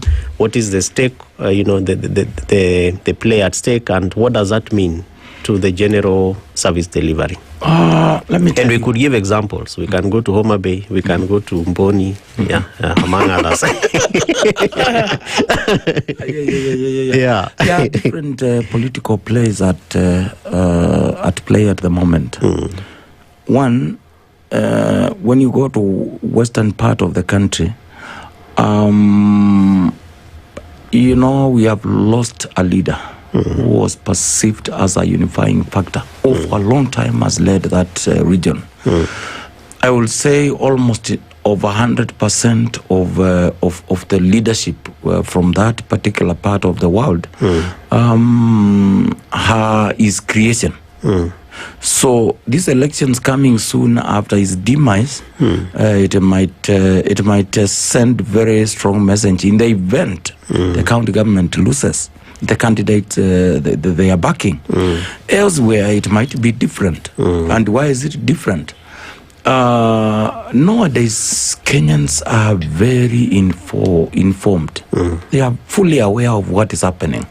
So you might invest a lot of energies, a lot of monies, a lot of things here and there. But maybe the people will eat your money and maybe send you and your candidate where you belong. But the underlying message is the same, that you have to get this because stakes are too high. Remember, we are almost 1.5 years to the next election. Yes. If any candidate backed by the county loses, to me, I think it is projects ideally are supposed to continue because that is an investment to support the citizens. But do we see that happening most of the time? Your guess is as good as mine. If they win, Ken, I assure you, you will see a lot of chest thumping. We have done this, and it is a testimony of what is going to happen in the future. If they lose those backed by the county governments, the opponents will say the same. They will come chest thumping saying, we told you, you are losing and we are coming for you. Definitely that will be the message. So, because the question was on projects, I think projects are supposed to continue, but this is Africa. This is Kenya. We know how things happen. Sometimes people might run away. And maybe even if it were, for example, a power project, electricity project, this rural electrification, something, you might see even ports being told to be taken elsewhere. So, and we have seen it before. This is not a new thing. We all, actually, the beauty of it, we are all Africans here. And we know how Africans play their game. And we are all Kenyans. Political, And it's unfortunate, and to an extent, that we play the game in the manner in which we do, because we behave as though, like you see now, this election, people have been camping out in different parts of the country, leaving the work that they're actually supposed to be doing, and you wonder who is actually doing that work. People are sitting, using taxpayers' money to sit in hotels and to do whatever they need to do so that they can campaign during the day and hand out sweets at night. This is what we are doing, where there is work that needs to be done. The attention is being paid to an election that should not change the course of development of the country. Should not. that the other places where elections happen, and guess what? They continue as though nothing happened. The work that needs to be done by government continues. The work that needs to be done by representative members of a government continues. But here we have an election, and it's like the world is going to stop, and we're going to have a second Earth being born. When are we going to drop this thing of behaving as if this election, if somebody doesn't win, it is death? And number two, there are still issues that need to be dealt with that are not being dealt with. The whole nation is watching 24 different places because they're having a by-election. Mind you, it's not a fresh election. These are elections that replace people who left by natural attrition or were promoted to something else. This is not a fresh election. It is a replacement for the next 1.5 years for spots that were left empty. So how are we going to get off this thing whereby an election comes and the world must stop? The day we will empower Kenyans. In Kenya, specifically, and in global south, developing world, people make their citizens poor so that they can have absolute control of the population. In Kenya, I talked of a political government. If, for example, a candidate whom I endorsed lost, it means my job is in line. So I must get out. For example, as a county government, I must, if I'm a governor, ideally you get out and mobilize people so that they can vote for your candidate, so that you can also go out and say, this is how strong politically I am. Some political governments at the regional level could be serving their last term, and they could be eyeing something else at national level. They also need to show their value. Ideally, what is supposed to happen, we need to empower our population so that they have no time for those kind of shenanigans. And we are competing on the issue of how impactful my ideas as a candidate are, and not how deep my pockets are.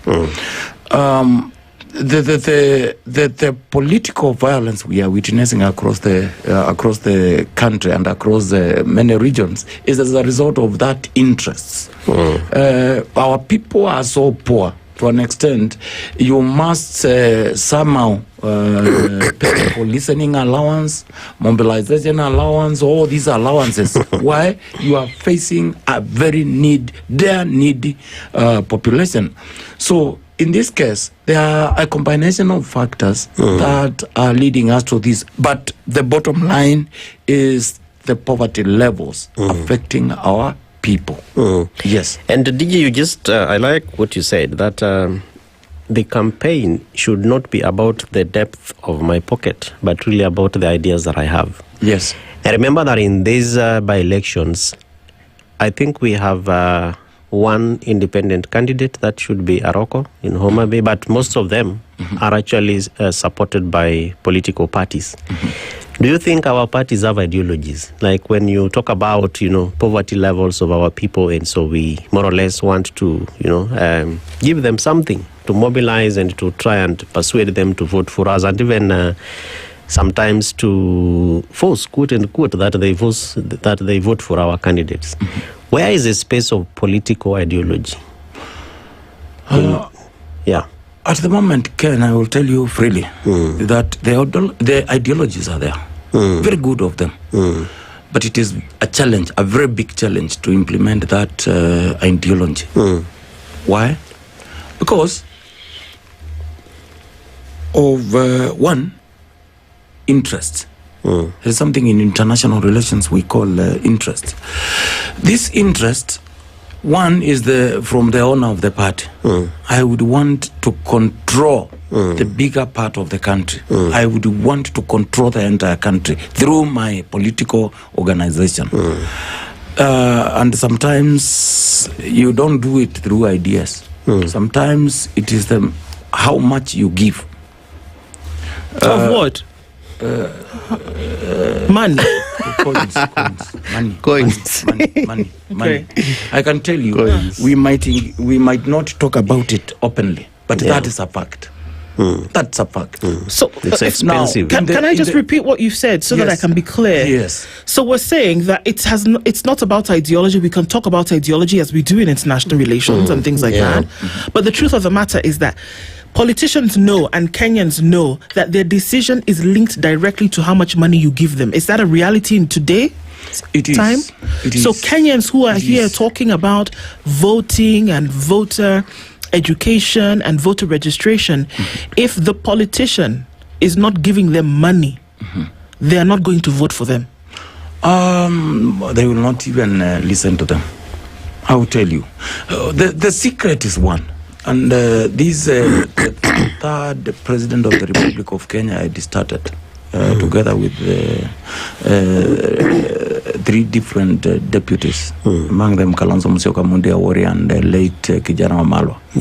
The president brought effective devolution that was geared towards empowering the population.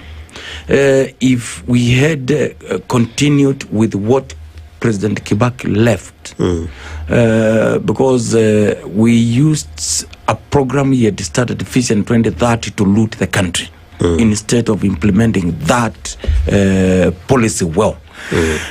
If we continued with that, the population, Kenyan population, will be empowered today. You will have no people to hire to go and cause violence on your opponents. You will have very few people who will be available for some of these buy-ins. Because when you are empowered, you have no time for nonsense. And that's why I started by saying many administrations across Kenya have realized you make the population poor, you control them. You empower them, they start listening to you less, getting involved with your negativity less, and focus on nation building. Currently, even out of this building, just look at the both sides of the road. You will see a Ndu population. That tells you a lot. That tells you a lot. And that population, they are out there waiting for anything. Including a politician to come and give these handouts or this manner of things. So it is a very big business where there is a by-election. People are very much enjoying. And you can see, you could easily see someone you started with, if a candidate makes 20 stops to address the residents, as much as you are giving something, you will see you might start with a section of the population and you end up with the same group. So I think that should not be the case. We should be focusing on having a meaningful engagement. So leaders then are not interested in development? Currently, I will not leaders. Yeah, because if they were DG, then they also would stop this thing, because they would tell people that what if we're saying that Kenyans already, it's been established that Kenyans are not going to vote for anybody who doesn't give them money. This is what you said. That's what they're interested in. So all this ideology speak and all of this really doesn't feature. So if that's the case, then also leaders who put themselves up for the selection of these positions are not interested in development either. There's nobody who's interested in making the country move forward, because if one of the two, the selector and the selectee, were interested in development, then we would not see this hard stance when it came to handouts. If they were very interested in the development, they would say, you know what, show me what you can do, not what you can give. But that doesn't happen. Also, leaders insistent on giving people money are not interested in the development of the nation. They're interested in being in that position for other things. Because if they were interested in the development, they would be more people like Professor Kivuza Kibwana, who would say, you know what? Fine, if there's a problem, collapse this whole thing. Let's go back to the ballot. And they resoundingly chose him again. And look at what he was then able to do in Makueni, which is still used as the poster child for development in this country. So leaders are not interested in development, and from what you're saying, people are not. Nobody is then interested in making sure that this thing moves on the needle. So we are at zero. Is that what you're saying?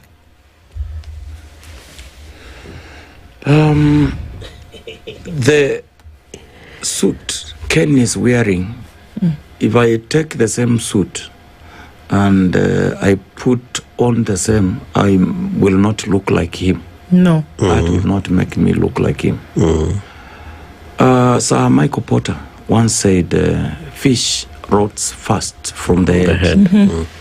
The late Raila Odinga akatuambia fisi woza kuanzia kichwa. Different leaders in this country have made impact. I refuse to think leaders, the term leaders, I refuse to think that way. Because we have Professor Kibwana and the late Mike Kibaki and others who have also tried to empower their population. But when you have a section of leadership at the top who value money, who can do anything to value money, who can even kill to retain power, the answer to your question, Udu, is yes. Affirmatively, yes. And that is what we are witnessing currently in this country. There is a lot of hopelessness. People want development. Don't think these people are following politicians simply because that is what they want. It is because of the level of poverty. Give them something to do, and I will tell you, you will see a change.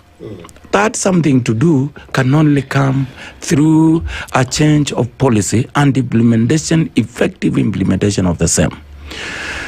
Remember, when we are talking about the country, when you are talking about leading a population, whether at ward level, at county level, or at national level, you are talking about empowering people, not both what HR people will call software in the development of the population, as opposed to the hardware issue of roads, Maji everywhere, because that is the song now with this administration we have in place.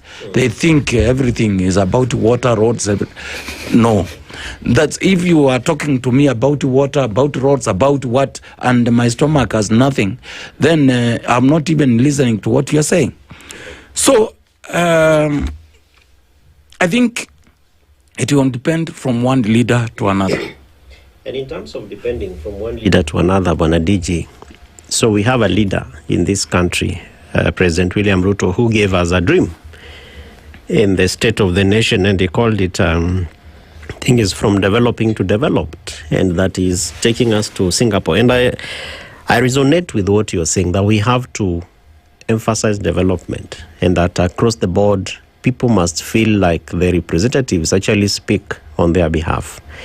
And in terms of this development, many things come up. Employment creation, ease of doing business for private sector, small and micro enterprises, among others. And you sit at the apex of decision making for a county government. And part of what development would therefore mean in the context of Kenya is that counties are also sparring, so that this over-concentration on the national government is not there. But one of those things that Singapore did was industrialization. And that as part of Kenya, we now have what we call the county aggregated industrial parks that are supposed to be county government functions, but national government also has a hand in them, with the imagination that now this should be able to spur industrialization across the country. Where are we with the KIPES? Some ongoing, some stalled. Yes, that's the answer to your question. Because the national government did procurement. We were told to show where these KIPES will be set up. We did the same. We played our part. But the contractor sent from the national government, many of them have not been paid.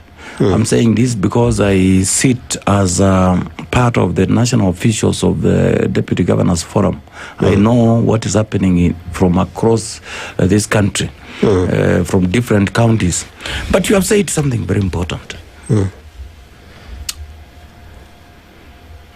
Centers, counties, in my view, are supposed to be centers of creativity, innovation, and science, geared to transforming this country. I'm not sure that is the case at the moment. Why? Because, when you are talking about development, my understanding of development is both human and also these other development like water, these other infrastructures.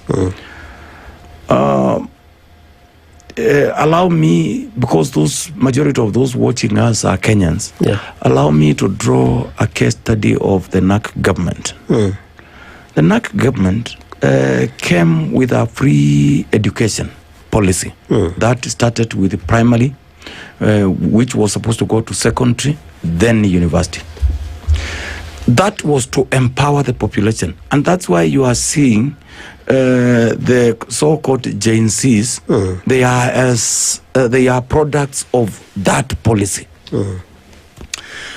President Kibaki and his team knew that there was a program at international level called these Millennium Development Goals. Out of it, they drew the program of wealth creation and employment.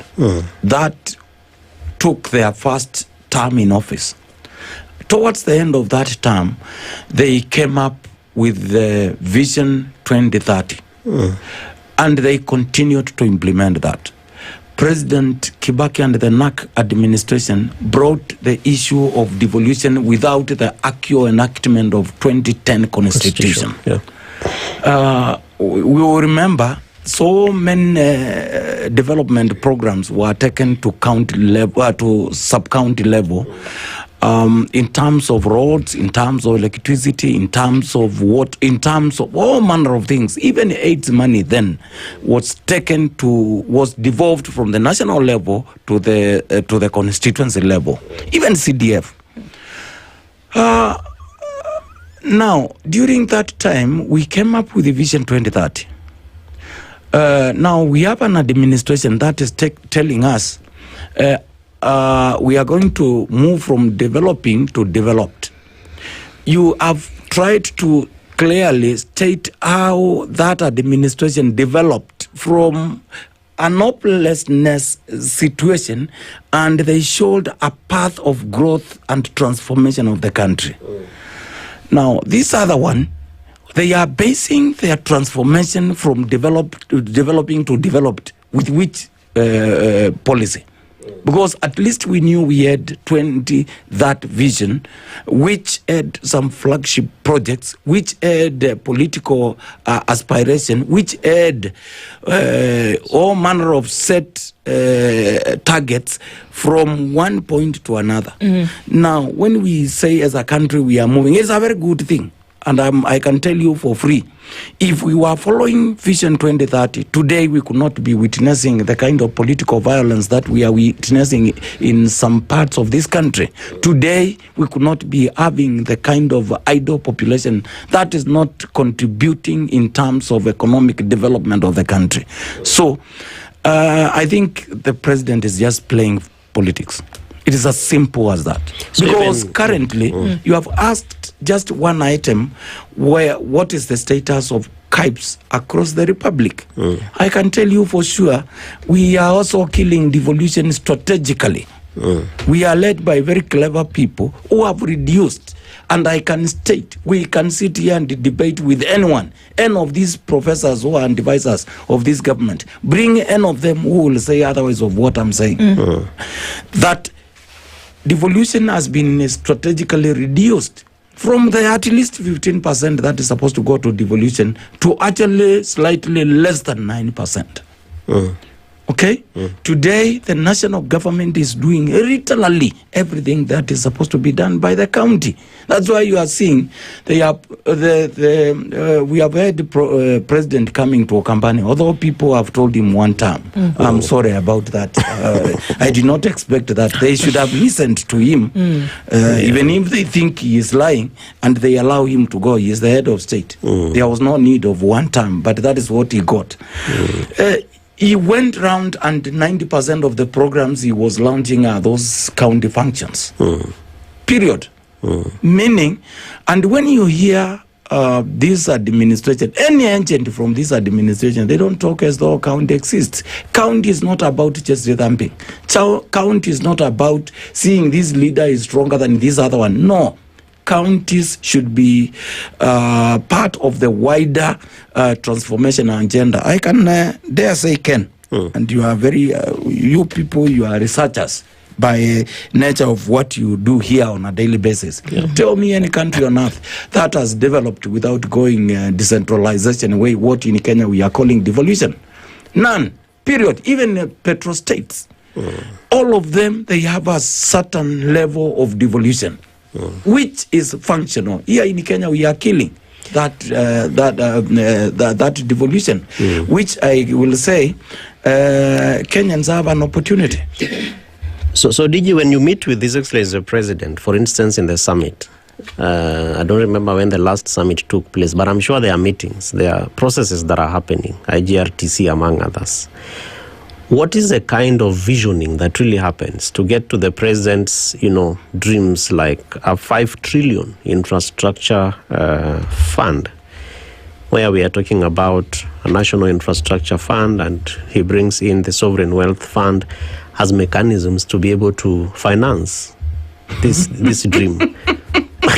Why are you laughing? Again, it's a very ambitious vision. But many in this administration are looking more taxes for Kenyans. But he said there will be no new taxes. That's what you say. Okay. That's what you say. Yeah. If you, I want you to call me back here we analyze, because it is our duty. Yeah. If I do not want Kenyans to talk about the Deputy Governor Machakos County, I have no business being there. If I don't want to be asked a question as a public officer, I have no business being in that position. So you can invite anybody here to talk about Mungai and analyze the guy, so that the Kenyans get to understand. If you want me to analyze Ruto from his days as a student, from what I've read, I'll tell you, is one person who can tell you something that he knows too well is not true, but he's too confident that he will convince masses. But we are seeing roads being constructed. Where? Which ones? Sorry. Where, for example? I'm just raising the point of from the State of the Nation address. No. Another day we saw the DP in one of the roads in northeastern areas that they're saying is part of the president's commitments. What was left by the last administration? Yes, I can tell you for free. Look at, he came to my place. None of the places he visited are you can go and find a contractor doing what they were supposed to be doing. Yet, when I'm used to seeing either a governor or a president coming to launch a program, and then you leave, once the government leaves, the contractor continues. Not you come, launch, and then the contractor goes away to come after a year. That is not what I'm used to. You do your procurement, you do everything, you make sure even to some extent the program starts, so that you come and launch something that is continuing, that you leave citizens benefiting. But that is not the case. So, do as you come in, because I remember in Siaya, for example, we have roads that have been launched more than enough times by the president. One that is very close even to my village is Bondo all the way to Liunda, which was and we were there, launched. Ken, you did not come. We took 100 cows. No, I was engaged, DG, but I had been there severally, but we will go back, don't worry. Yeah, so the rallying call basically is for leaders like you to hold your co-peers accountable, because it's quite unfortunate to do when we have, promises made, but we cannot touch them. Because infrastructure means a lot. You open up a whole community. You open up a whole, locality. It means that investments can happen, farmers can move their goods, and lots of things. I invite Du and you, Ken, to a project that President was taken there by his administration, which He has done 6 times. 6 times. 6 times. Okay. 6 times. Wow. When does that one leave citizens? Even as we ask that, I guess usually then we can do the and I can name it so that I don't look like I'm speculating. Go ahead. The housing program in Machakos. Yes. Has been launched 6 times. 6 times. Has not started yet. Okay. So if we look at the state of the nation, from your perspective, what is the state of the nation? Usually when you go to a doctor and they want to prescribe something or diagnose you, they have to look at how things are at the moment. In order for us to say what needs to be done, let's take a look from your perspective. I mean, the president said everything is, looking good. Is that? Obviously, it is good for him and his handlers. That one goes without saying. Because when you see the amount of monies they are donating everywhere, they are good. The country, if you want to know the state of the country, look at the level of poverty. You don't need to be told. Okay? I will say here that the country is on the wrong path. The country is on the wrong trajectory. I think from what he said, he set focus on his re-election. The talk of the Singapore moving from developed to developing, I think it is all meant to excite Kenyans. It is all meant to say, no, let's re-elect this president. Let's re-elect this government because they are doing something good to transform the country. But in reality, I will tell you, it's just another political strategy game. There's a lot to be done, and it's unfortunate that we have these conversations to say that we seem to be going round and round in circles. The hope is that the circle will be broken at some point and we start to move linear. Thank you for being here this morning. Deputy Governor, Machakos County. This morning is Francis Mungai. He's joined us this morning. Start off this conversation into this week. What are the solutions? Where are we going? Good morning at 8 a.m. The latest news from around the world. 94.4 Spice FM.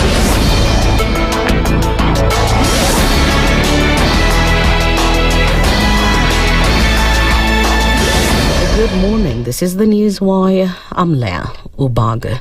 DCP leader Rigathi Gachagua has now raised allegations that the deputy chairperson of the IBC, Fahima Abdallah, is intent on rigging the by-elections to be held on Thursday this week, especially in the Magarini parliamentary constituency. Speaking in an interview with Masai Community Centres, Gachagua said that Fahima this weekend met with Kilifi Governor Gideon Mungaro to interfere in the election. Huyu vice chairman wa IBC ameanza kuingilia uchaguzi wa Magarini. Ameenda pale kwa hoteli Malindi kukutana na governor naitwa Mungaro na kupeana list ya presiding officers ndio waanze kuwa compromise. Huyu vice chairman wa commission ame-intimidate everybody. Amechukua list ya presiding officers amepatia Mungaro, governor wa Kilifi, akijua ya kwamba hiyo uchaguzi ya Magarini inarudiwa because it was nullified by the High Court because of irregularities. Gachagua said it is not appropriate for IBC commissioners to oversee elections in areas they are fleeing due to conflict of interest. Gachagua said this nation could be plunged into disaster if IBC interferes in the election. Wakenya hawezi kuwa na amani na imani. Na mimi nataka niambie IBC commissioner, if you try to meddle with the general election, you'll burn this country. Na nilisema siku moja watu wakajaribu kuniingilia. Wakenya pahali wamefika, they will not allow anybody to meddle with the general election. Kama vijana walijitokea wakakataa finance bill, jambo dogo tu na uchaguzi, ati Ruto anataka lazimishwe watu ya Kenya, kutakuwa na shida. So mimi I'll write to the chairman of IBC in the morning. I'll do the letter tonight, itaenda asubuhi, nimpatie fax. And moving on is that Malaysian Prime Minister Anwar Ibrahim is on a state visit in the country and is expected to strengthen diplomatic and the economic ties between Kuala Lumpur and Nairobi, particularly focusing on the digital economy, housing and education sectors. Anwar arrived yesterday evening, accompanied by Investment, Trade and Industry Minister Tengku Zarful Aziz and Minister in the Prime Minister's Department, Zaliha Mustafa. Speaking at a reception to welcome the Minister, President William Ruto said Kenya is partnering with Malaysia to invest in various sectors, including boosting agriculture and technology.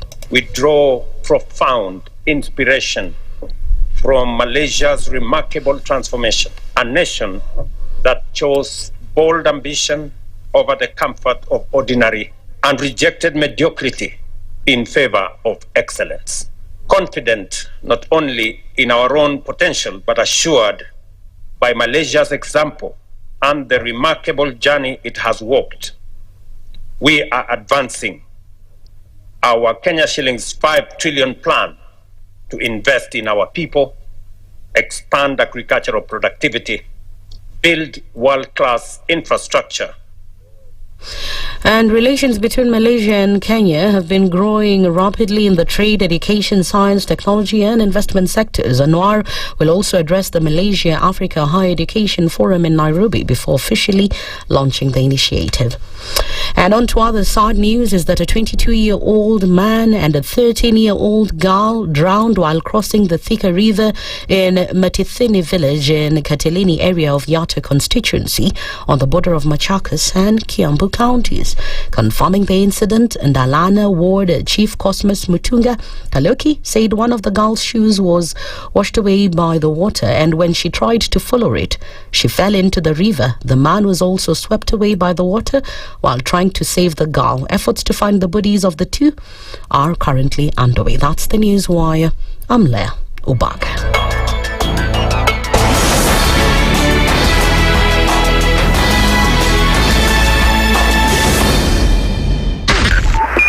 102.5 Spice FM, Kisumu.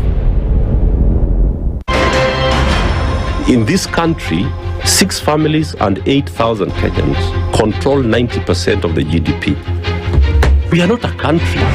We are a plantation. We work for Ruto. When you're telling the judges court orders are papers or they will not obey court orders, they're sitting and you're seeking orders from them. So how are they supposed to interpret it? Isn't it an oxymoron? When you see a judiciary that seems to be under some control somewhere, you start questioning. We have very powerful governors, but they don't use their offices to serve the people. If you are not shameful to do what you are doing, why should we protect you? I'm human. Everybody's human. So when you're told, kuja tuongee, I mean, you'd be a fool to say, stagi kuongea. Conversations have to be had, you know? People in leadership should only go into leadership if they are ready and willing to change the lot of the people. The Situation Room, Kenya's biggest conversation. The following takes place from 6 a.m. to 10 a.m. every weekday on Spice FM. You have land, Dennis. Yeah. Okay, your own land. You use your own money to build it, and then you sell it to yourself. But we don't want foreign troops on Kenyan soil. But surely it goes a little bit deeper. This is it. If you find the tree is withering, then you call the person who is managing that tree.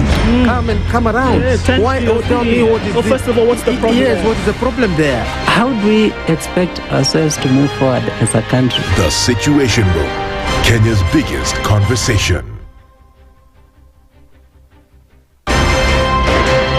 If we just gloss over issues and hope that time heals, then we may find that in generations to come, we might be back at the same situation. And the whole thing is born of stolen elections. Spice. When it comes to the decisions you make, you must be independent. There's no way you can allow one institution to dictate to you how you're going to conduct your operations, how you're going to decide cases. It's a no. When you weaken the institution to the point where they cannot take action, then you realize that politicians have to come up and now start dealing with the issues. That conversation has to die. Our politicians do not like the hard stuff. We must insist on the path of doing things right, whether popular or unpopular. Money changes hands. That is a fact. If you have political goodwill at the highest top, like in Rwanda, then corruption will be an issue of the past. If you don't have political goodwill at the top, we will pass laws, we will amend laws, we will continue passing laws and re-amending laws, and nothing will happen. This is the Situation Room, the only way to start your day. Mature, intelligent talk every morning. Spice up yourself.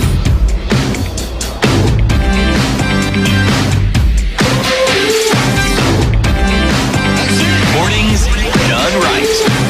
94.4 Spice FM, Nairobi. Into the third hour of Kenya's biggest conversation at 8 minutes after 8 on this 24th day of November, and we continuing conversations today at this point where we're speaking towards another state, state of things, but this time the state of the judiciary. A similar address was given on last week, but we're going to look into that in just a minute. And helping us through this particular conversation, giving us the judiciary scorecard, is the Honourable Paul Ndemo, who is the Deputy Chief Registrar and the Judiciary Spokesperson. He's here with us this morning again. Good morning, Honourable Ndemo. Good morning. How are you doing? I'm very well, thank you. Good to see you again. Thank you. It's great to be here again. Thank you for then being able to come in and have this conversation with us. Quite a number of things to go over. There are many questions, there are many insights to be shared. Yeah. Let's look at it in detail. But of course, before we do that, as you know, every week we're in a different African country. This week, interestingly, every day we'll be in a different country. Okay. And these are proverbs that have been sent to us by folks who, have a lesson to share. Okay. This one sent in to us today by Hannington Chumba is a proverb from Malawi. And it goes like this. A child who has a good mother thinks his father also has a good wife. A child who has a good mother also thinks his father has a good wife. What do you make of that? Very interesting. A child who has a good mother thinks his father has a good wife. Has a good wife. Yes. For him, he considers objectively that what he's experiencing is the same as what obtains in the relationship between the father and the mother. Yeah. So that may be a little different, of course, in reality, between the father and mother. So he may be shielded in a sense. So his understanding may be limited to his experience. Right. Yes. So if the mother treats him well all the time, he thinks assumes this person is like that to everybody. Like that to everybody. And may not be the reality. It may not be the reality. Okay. That is true. I wonder if that interpretation could be extrapolated to other parts of the nation, and perhaps they shall be in the conversation that we will have. Who knows? Let's see. Yeah. Well, okay, then let's get into it, because last week, of course, another member of government with whom the judiciary sets and holds equal, not less than, membership in governance, the executive then gave the state of the nation from the executive point of view. The state of the nation from the judiciary point of view, which is a make-up arm of government, also was given last week. We didn't pay quite much attention to that, but, and I guess that also somehow, to an extent, fuels the perception of the relationship that we imagine the different arms of government have. We'll go into that in a little bit, but an overview from the judiciary standpoint. I mean, some of us were able to look into it and see what the judiciary says has been a scorecard, or what has been done over this year.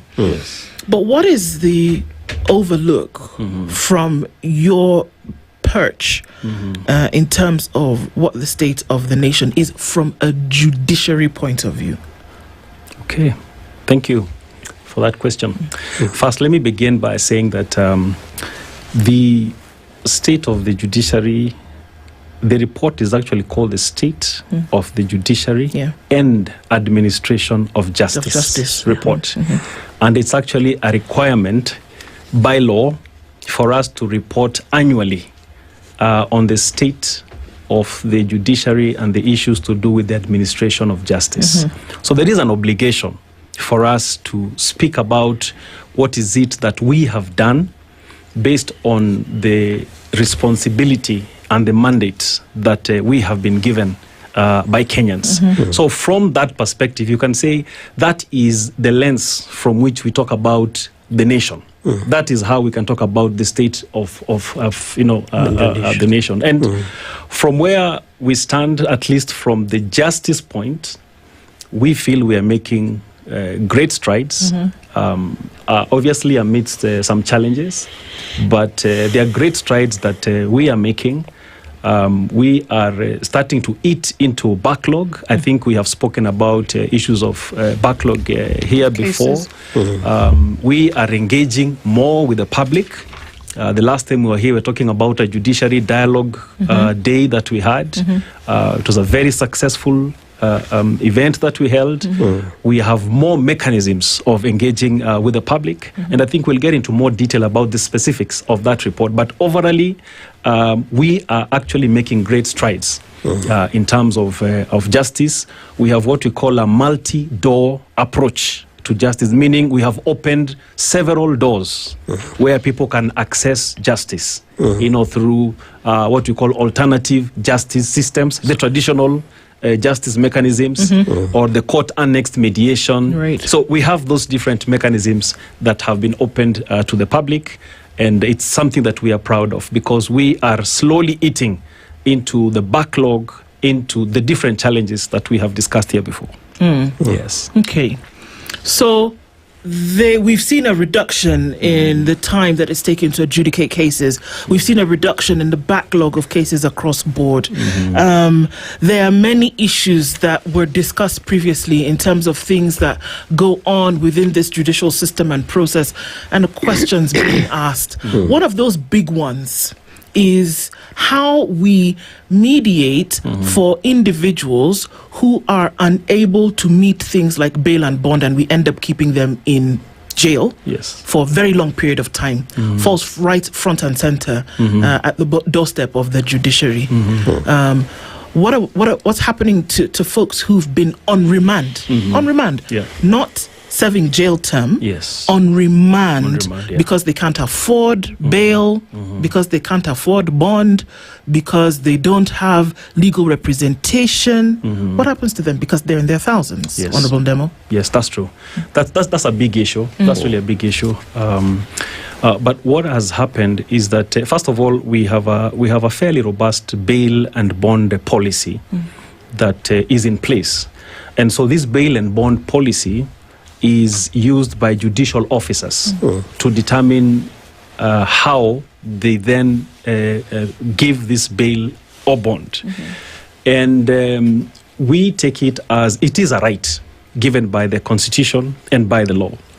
But there are cases then where you find that somebody has to be kept in because either they cannot afford the bail or the bond terms, and so they end up staying there. So what has happened is that from time to time, the court has had instances where we go into the prison and then review the bail and bond terms for some of the persons, so that people are able to go. In fact, in the last financial, in that report, I think we did 3,700, if I'm not wrong. I think I saw that. People who are released as a result of the revision of the bail and bond terms. So we do that from time to time. Obviously, it cannot be done for everybody because even that revision then has got some parameters that must be followed. You must look at, issues, for example, like the amounts of money we are talking about, the sorts of offenses. So there has to be balancing. But then we have made effort to see how can we have these numbers reduced. And the bail and bond policy that I talk about, it also helps judicial officers to use their discretion to look at, in this particular matter, should we then have someone be held because they cannot have this, or can we subject them then to some other alternative? So that discretion is provided within that bail and bond policy, but in a very direct way, in this particular financial year, we actually did have some instances where, together with the correctional services, we had a revision of those terms to enable people serve from outside. Okay. Yeah. And Panandemo, one of the successes, I think, coupled with what Ndu has asked in terms of access to justice, is a number of new courts that have come up across the Republic. And I think that in some areas I have seen, even in public meetings, people really giving credit to the judiciary for now helping them to not have to travel long distances to access justice, and even the number of days, or time that is taken to be able to adjudicate some of these cases.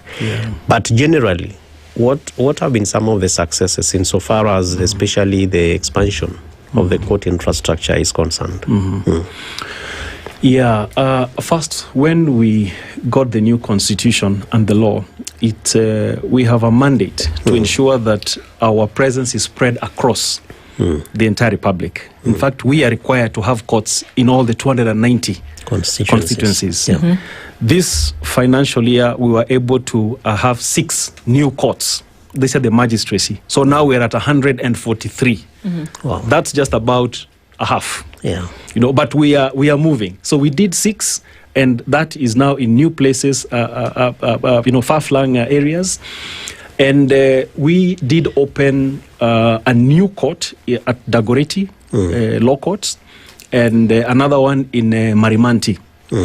And we have others that are lined up for us to be able to have, greater access to justice. We have mobile courts. 59 of them.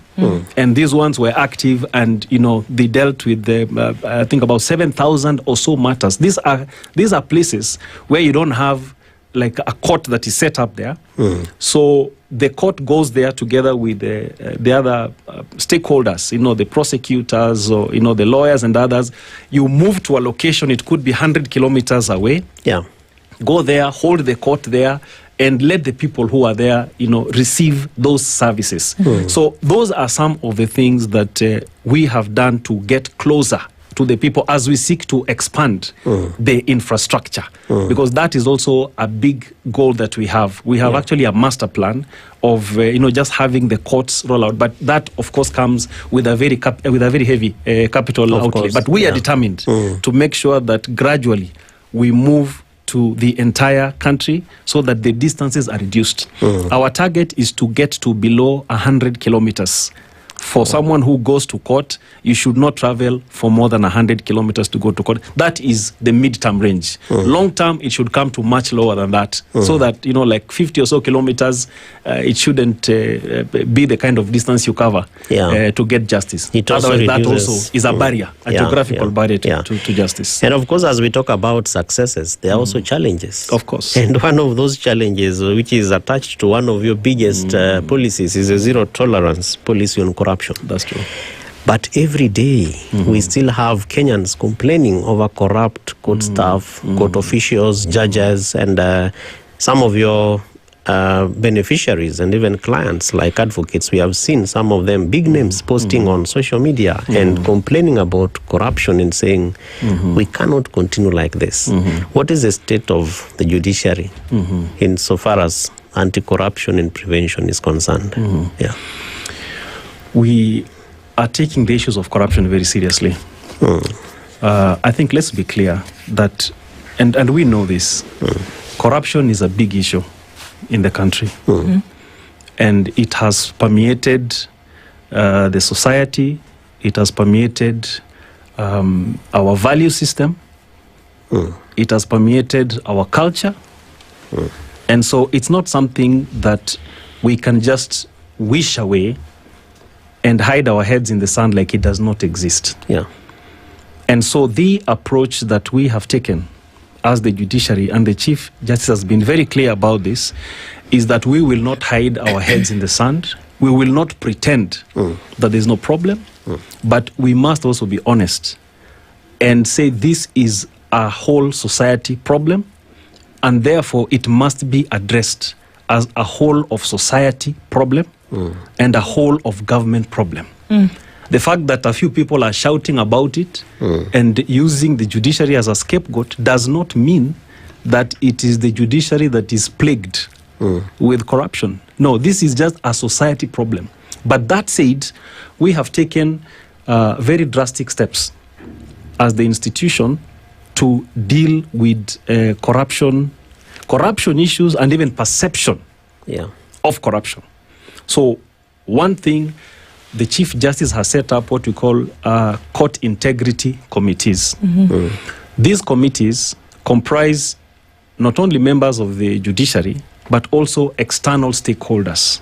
So the law society, you have the DPP, you have the police, and this is based at the court level, each of the courts, so that where there are matters of corruption that are reported, then they can be addressed at that level. Because if you escalate this thing to a higher level, then sometimes what is on the ground is lost. Substance. Exactly. So down there, we have those court integrity committees that were established so that we can actually deal with matters. And we have got very robust committees at that level that would deal with those particular issues. The other thing that very unprecedented that the Chief Justice did was to invite the Anti-Corruption Commission to come into the judiciary and look at what are the vulnerabilities that we have. It was not an invitation to come and investigate.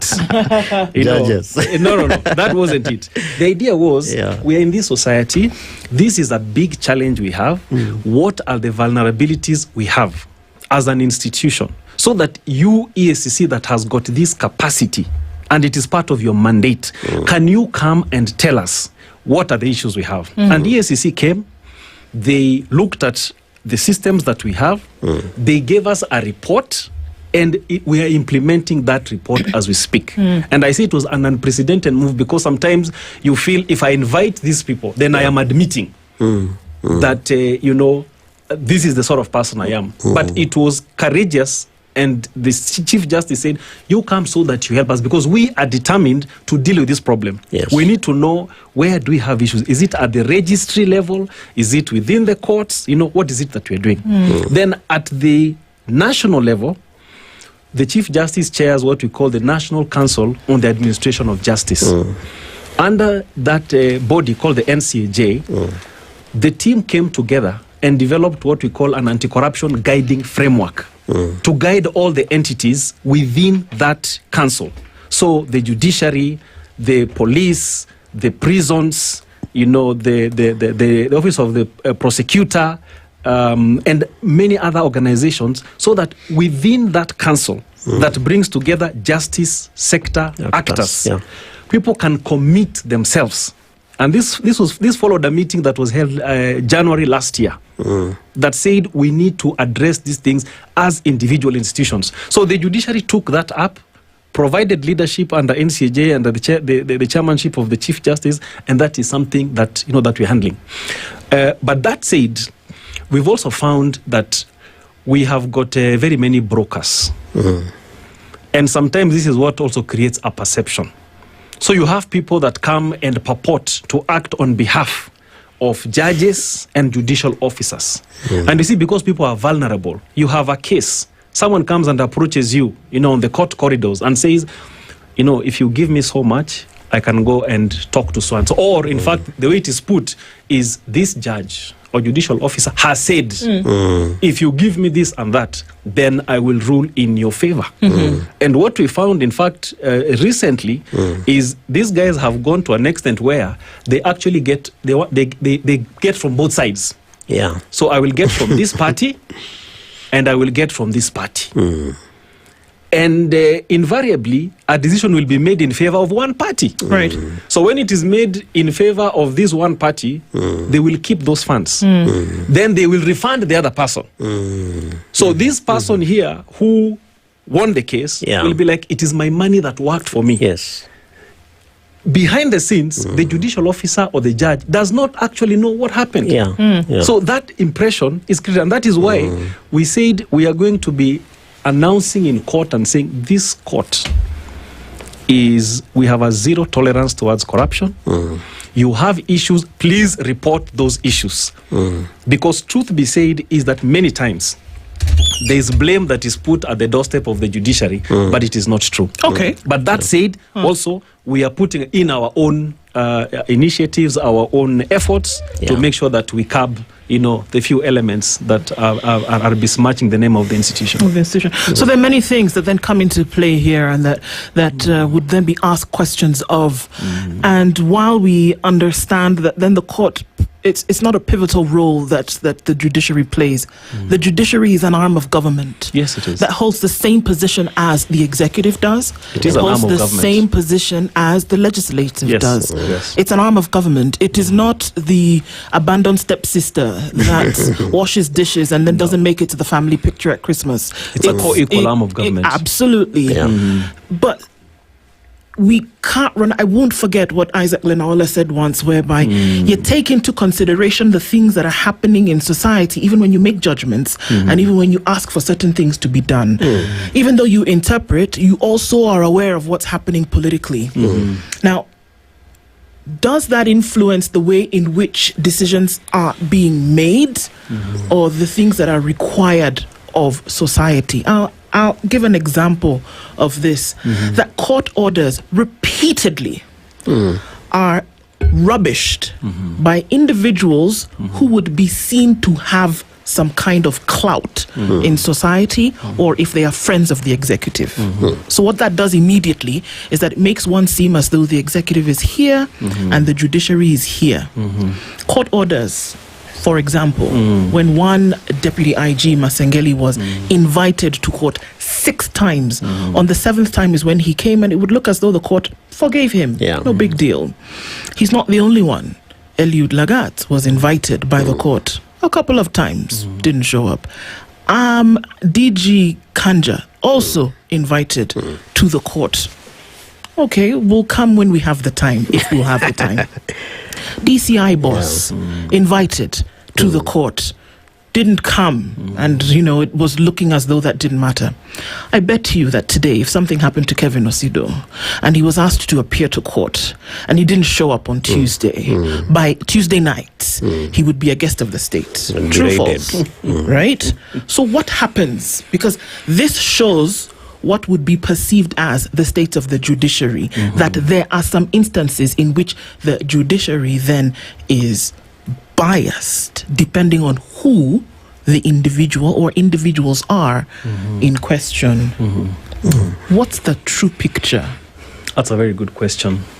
You see, it is expected in a society like ours, where we gave ourselves such a robust constitution, it is expected that public officers will obey the constitution and the law.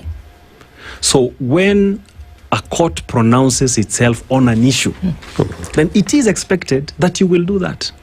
And particularly for public servants, there's actually an obligation given in the constitution that everybody is bound by the constitution, but particularly for public servants, it is imperative, because that is what creates that important balance of the power and responsibility that is given in the constitution. If court orders are flouted, then you start to diminish the power and the efficacy and the purpose for which the constitution was given. So it is important, and it is unfortunate that certain orders are flouted, when they've been given. It is imperative that those orders are obeyed, because that is what creates that balance within society, where the rule of law is not followed, where it is not obeyed, then you start to create a society that starts to just starts fledgling, and it is very dangerous for a society for that to happen. But it's happening. It's happening. So it shouldn't happen. And so, but because it happens, then we're in a situation whereby we expect it to happen. And if anything, what it does is that it besmirches the image of the judiciary, because the question is, why should somebody flout a court order. It happened in the previous administration. It's happening in this administration, depending, again, that it shouldn't depend. It shouldn't depend. Yeah. And almost always, the court of public opinion is banging the gavel on the bench very, very hard, saying, we already know what's going to happen, that this court order has been given. And then suddenly, these three gentlemen are going to show up, and like clockwork, the day when we think that somebody is going to be escorted to and have the bracelets slapped on them, somebody had been disappeared for 3 months, 1 month, and then on the day when a court order is going to be then maybe put in place or to actually then be activated, 3 men who've been missing for 1 month show up, and then we wake up the next morning as though nothing happened. So it continues happening. We know that it shouldn't, but it happens. And this is the image then that is on the face of the judiciary. The scarlet letter is very bright, and it is right there. Yeah. Are judicial officers afraid? Are they? Actually, that was my question. Is it that there are people who are afraid to exercise the constitutional power? Is it that Vitukwa ground is different, as Kenyans would say, for certain people? And what is the protective element, for judicial officers in this kind of circumstances? Yeah, thank you. You see, the architecture of our governance is very interesting, because who is to arrest? Who is to arrest and enforce a court order? Yeah, the judiciary does not have a police force of its own. So, and that is why I started by saying it is expected. It is like a gentleman's agreement, but that is elevated to the place of law, where this is what we agreed to do. Because we agreed to do this. This is your role as the executive. This is your role as parliament. This is your role as the judiciary. Please do your job. Because judicial officers and judges are protected by the police. Yeah. We don't have a separate police force that protects them. When there are court orders to be enforced, they are enforced by the police. So it is expected in that dynamic that a sense of responsibility, a sense of understanding what is my role in this society. When this happens, then I need to do 1, 2, 3. If I choose not to do it, then I am compromising the very foundation upon which this society has been created. So that is why I'm really emphasizing that it is important for people to realize you have the power, yes, but you need to do your job. If the law says we drive on the left side of the road, you cannot say, because I have all the power, I will drive left, I will drive right, I will do this. I will drive where I'm required to drive, because that is what the law says.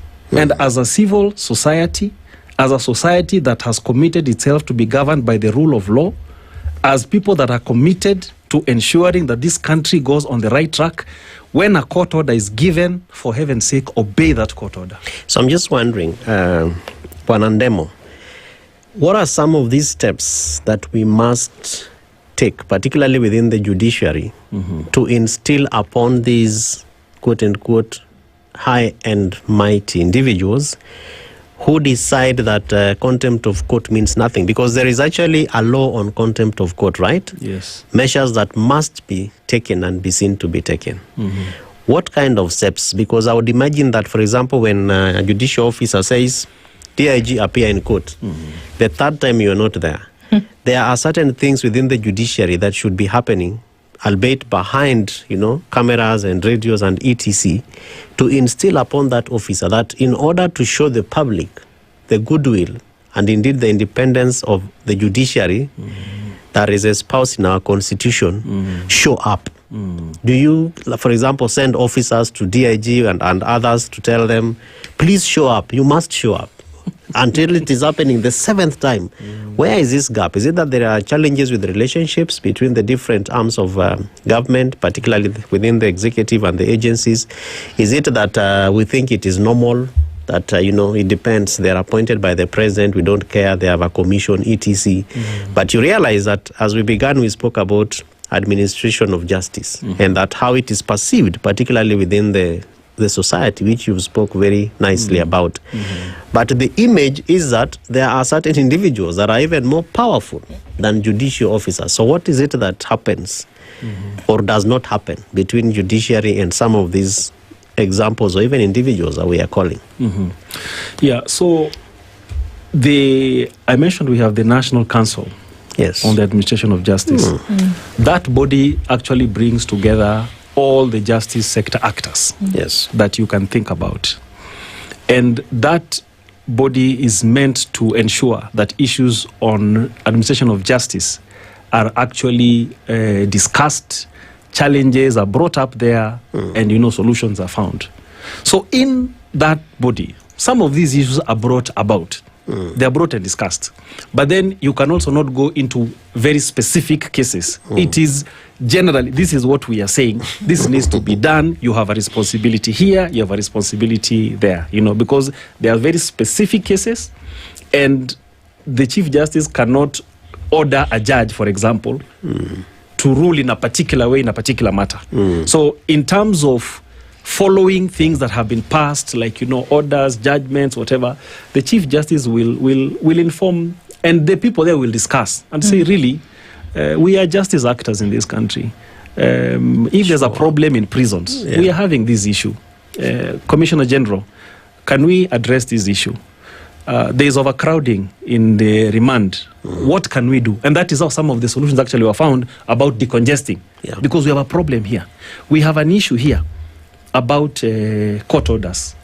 Can you people follow what has been said? But I'm still wondering, for my sake and the sake of our listeners, because the case that Ndu raised is a familiar one and sends very disturbing sentiments, and the individuals at play are both individuals that are known and institutions of power that are also known.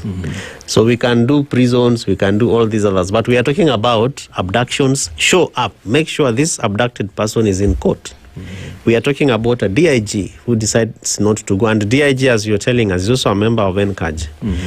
So what is this thing that makes it so hard that NCAJ is meeting, the DIG's office and others are represented, but up to the 6th, the 7th time, they still play within contempt of court? Is it that there are things that NCAJ cannot do, or they still just think they are powerful? Or what is the biggest challenge? I think that's a good question you'd ask some of those entities in individual capacity. But in terms of the council, though it's a policy body, it's a standard measure, and also just ways of how we're dealing with the different challenges.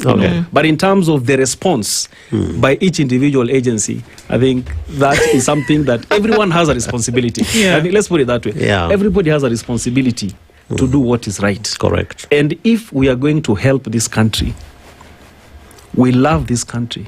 If we love this country, let everybody do what is right. Because we must look at posterity. There are things that you can do now that you think are helping now. But we must look at posterity for the sake of this nation. We have a very good constitution. And if we bestowed it upon ourselves as Kenyans, if we want to benefit from the fruits of that constitution, then we need to submit ourselves to that constitution. We need to respect the different parties, the different powers that bring in checks and balances, and see how we can help each other. Yes, we are still, quote unquote, experimenting on some of the things because some are being tried now, but we need to appreciate that we have got a very good law, that if we want to benefit from this law, then let's be committed to its implementation. Let's not find ways of trying to evade what has been provided. Okay. So one of the things that we've seen that has happened, interestingly enough, towards the end of Emeritus C.J. Maraga's term and then into Martha Koom's term, is that we've seen many more private petitions come to court on public matters. That's true. Whether, and this has obviously, it's clear. I mean, you could be blind and see that means that the space has opened up whereby people then are interacting one-on-one with the judiciary. That you must not then wait for government to pronounce itself on something before you can ask questions. That's true. And even after the asking of questions, you can still take it to court if there is enough public outcry over something to say, no, there's something that's not right here. We've seen this on e-citizen. We've seen this on the recruitment of police officers. We've seen this on SHA. We've seen this on affordable housing. I mean, take your pick across board. That private citizens' petitions now have been something whereby you see something as a travesty of justice, you're able to stand up and say, excuse me, let's have a look at this. We've also seen in many cases that the judicial officers have then now stopped a process. And they have said, pursuant to this, we will stop this process for now. Let's wait and see what is going to happen as a result of that. It's interesting because in some of those cases, we see that these processes still continue, even when a petition has gone to court to stop that. Or even after something has been stopped, we then see, for example, there is a committee that is supposed to be overseeing compensation of victims, for which a private petition took to court and said, actually, what is this thing about in the first place? But we see that individuals were vetted and given positions. How do processes like that continue when a petition essentially has been successful in the sense that a process has been stopped by the judiciary, but the process still seems to continue? How does that work exactly? Is it allowed? Should it be? Because again, what does is that it fuels public sentiment that you can petition, whereby we see the judicial space has been opened up, but processes are still going to continue even when this is happening. What it confuses people, Honorable Ndemo. Okay, I think we are still in the same space about do the right thing. Do the right thing. The space has been opened by the law for an individual to come and challenge. And this is one of the big differences in this constitution. Because in the previous constitution, when you came to court to stop a matter or to have a matter prosecuted, you had to have something we call locus standi, or have the right to be heard. You had to show relevance. You had to show, how does this matter affect you? So that I cannot just come to court and say, I want this recruitment stopped. What is it? What interest do you have? Is it that you have applied and therefore you are affected? What is it? But the new constitution now, it gives anybody and everybody that opportunity to come and question. And we gave that to ourselves. So if we are to blame anybody about the law, let's blame ourselves, because we are the ones who said, open it up. So when that now has been opened up like that, it is then expected the court now comes in as an independent arbiter. The court is a referee. The court did not go out there and say, we have noticed something, so bring it and then we make a decision. No. It is the parties that came. When somebody who feels aggrieved or sees that there's something that they are concerned about, it comes to court. The court will act as an independent referee. So when the court then now makes that determination, it is then expected, let the parties or the persons concerned then oblige according to what has been decided. Because that again now throws the responsibility back to these persons. The judiciary has a limited responsibility in terms of supervision, but the greater responsibility reposes with the citizens and with society to be able to follow this. Otherwise, you have a judiciary that has got its own enforcement mechanism, a whole other force that then now goes to ensure that everything that is said is followed. The judiciary is a referee. We'll wait for the teams to come and play and then make a decision and expect that once that decision has been made, go and implement that decision. Wow, in terms of achieving your objectives and the implementation of these decisions, what is your resource challenge? I know there is a time when the CJI was very vocal around the stifling of resources from, rather to the judiciary. I don't know whether, and of course there were conversations that took place. I remember meeting with the president, etc. Yes. Where is the judiciary currently, and what is the state of financial resource? Yeah, the issue of resources is a big deal. It's a big deal, and let me start by acknowledging that something has been done about it, though really very limited, and so there's little progress that has been made, and part of the challenge really has been that it's been a historical issue. We are now talking about a budget that is about 26 billion for the next financial year. Currently it's about 24 billion, and we are looking at, in terms of the budget of the country, it is 0.06 of the country's budget. Now, where you want to see a judiciary that is quickly responding to the growth commensurate of the economy, growing with the population, being properly facilitated to ensure speed, you need to have a budget of at least 2%, at the very least. So historically, this has been at a very low level. We asked for 45 billion. So what we got was just half of that to be able to help us move on. So when we talk about, for example, I started off by saying we are starting to eat on the backlog. That's a positive thing.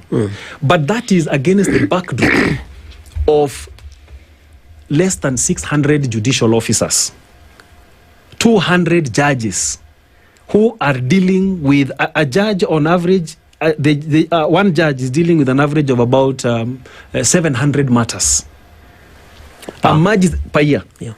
A magistrate is dealing with about 1,200 cases per year. So if you look at that kind of load, it puts a lot of pressure.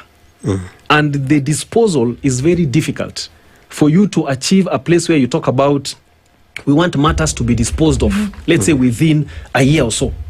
A court like the Commercial Court, which is at the center of industry, at the center of economy, has 8 judges, if I may just say that, here in Milimani. These judges have an average of about 900 matters per judge.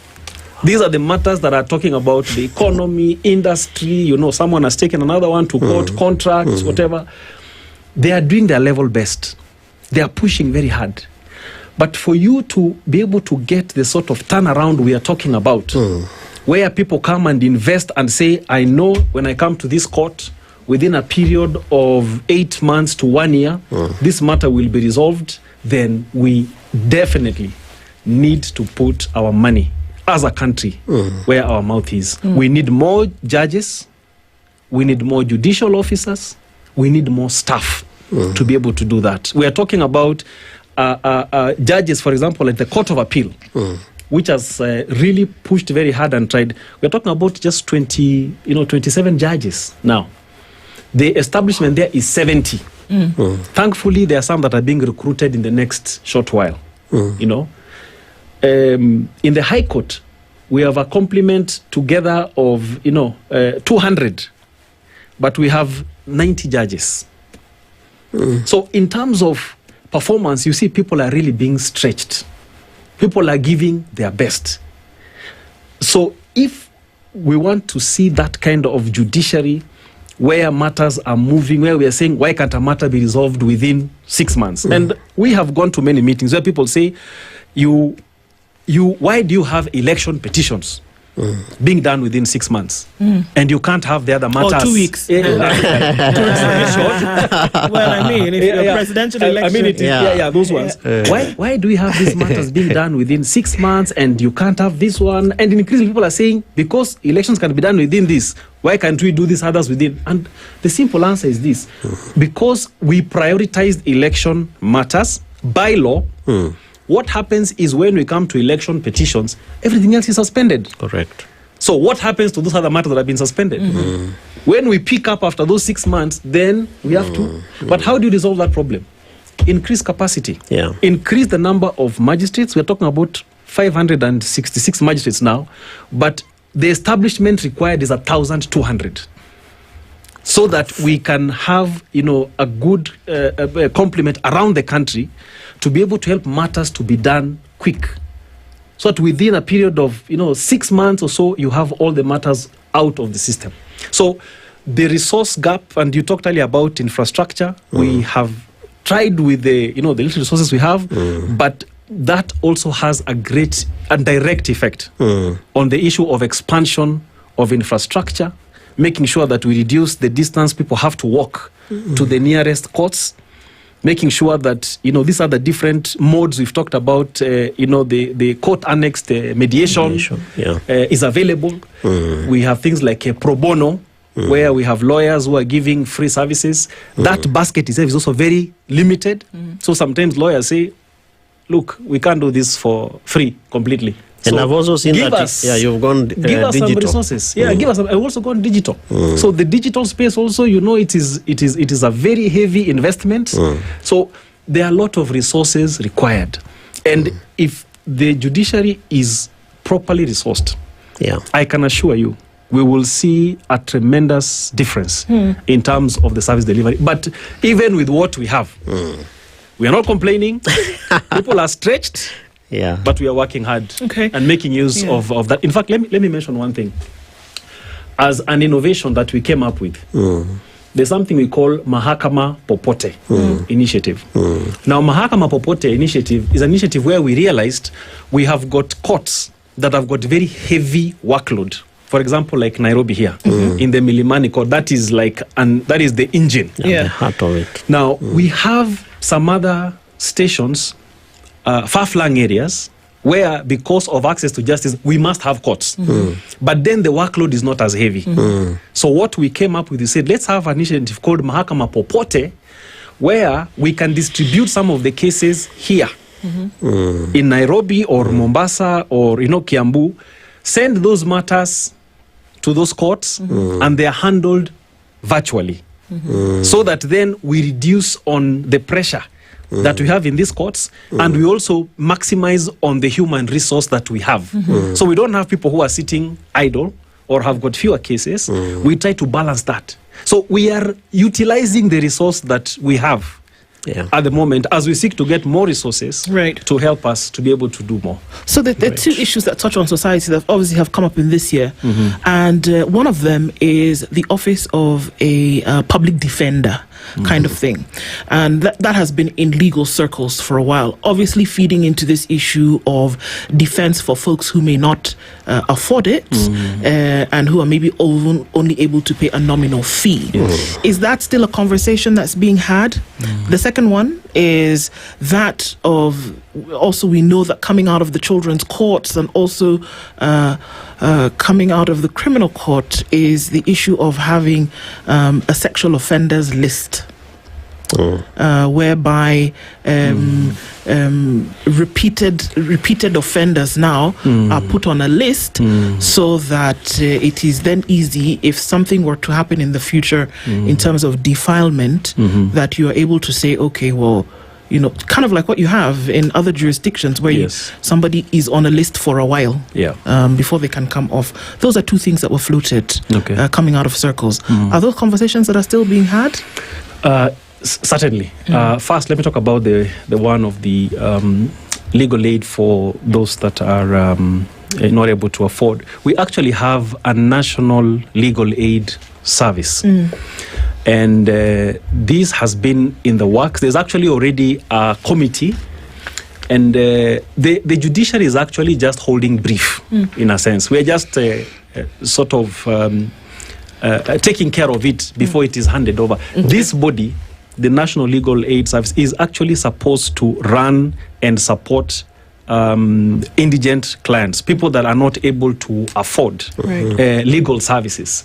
And we are in very advanced discussions on how to hand over that mandate to that body so that they can then take up their proper position Yeah. of being the public defender, having the resources they need, and it's something that is being spearheaded by that team under the Office of the Attorney General. Okay. So that is ongoing. All right. Is that conversation? Mm-hmm.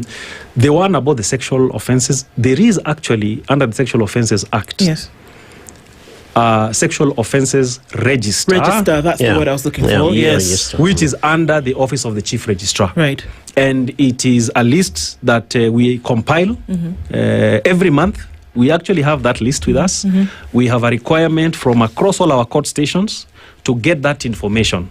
And we have an updated list on that. So under the law, there are certain persons that should they wish to get information on that list, Okay. you can apply to the chief registrar and you can get that information. Okay. For example, people who are, if someone comes to you and they want to, you run a children's home and someone is asking for employment, right, and you are like, Must check the you list. are not very sure, you can apply. There are certain categories. So happily, that is already in existence. It's been there since we had the Sexual Offences Act. It's now been operationalized under the Office of the Chief Registrar. And actually, as I speak, it's something that we have automated. We did that last year. Okay. Something that's burning that I have to ask also. We know that you said that that the judiciary doesn't go out looking for cases or doesn't go out looking for things. These things are brought. They're brought, But is there ever a time, or would we see, whereby, in terms of robustness of the judiciary, when you see something in society that's happening in a manner that it should not happen, would the judiciary pronounce itself on that in a position that would be taken, kind of like what the LSK does sometimes? And I'm going to point this directly to issues that we see already mushrooming around voter suppression, going towards this by-election and then into 2027. If there are inklings or things that would start to bubble up in society, would the judiciary take a position from the very onset and say, this is the position, this is what should not happen? Or do you wait for somebody For it to be reported. a private citizen to make a petition about possible voter suppression in society? Do things like that happen? So our legal system, let's talk about our legal system. Our legal system is what we call an adversarial system, where you have parties that come to court. We have other legal systems in the world, like what they call the civil law systems, where the court actually has got an investigative arm. And the court can send out its investigators to go and confirm 1, 2, 3. But the kind of legal system that we have is where parties come, approach the court, raise the issues. When they raise the issues, then the court pronounces itself on those issues. And we've had cases where people even challenge issues, where you find the court made an order on something that had not been asked by the other party. And the person says, where did the court get the jurisdiction? I did not ask for, this person did not, they only asked for 1, 2, 3. The court added a 4. They said, why did you add the 4? It should not be there. So in our legal system, the job of a court is purely that of an umpire. You bring the issues, I listen to the issues, and I deal with them. And you can understand from where we stand, because you could very easily start wading into the political side. You take this position and you find maybe this side was saying, no, this is not the issue. What is being considered as a problem for us wasn't a problem. This is why we were doing it. So the court must remain neutral so that you bring the issue. And then we have created, the avenues have been created by the law to allow any citizen who has an issue to come to court. There are many avenues for you to come either to court, or you have civil society, or you have other organizations, for example, like the Kenya Human Rights Commission and others, who can now take up that responsibility, because there are those who have been charged the responsibility to speak on behalf of others, to deal with matters. The court sits to listen to disputes. So it is disputes out there, they come to court and then sorted in here. The judiciary scorecard, we've been looking at the state of the judiciary and national administration, and of course going over many issues.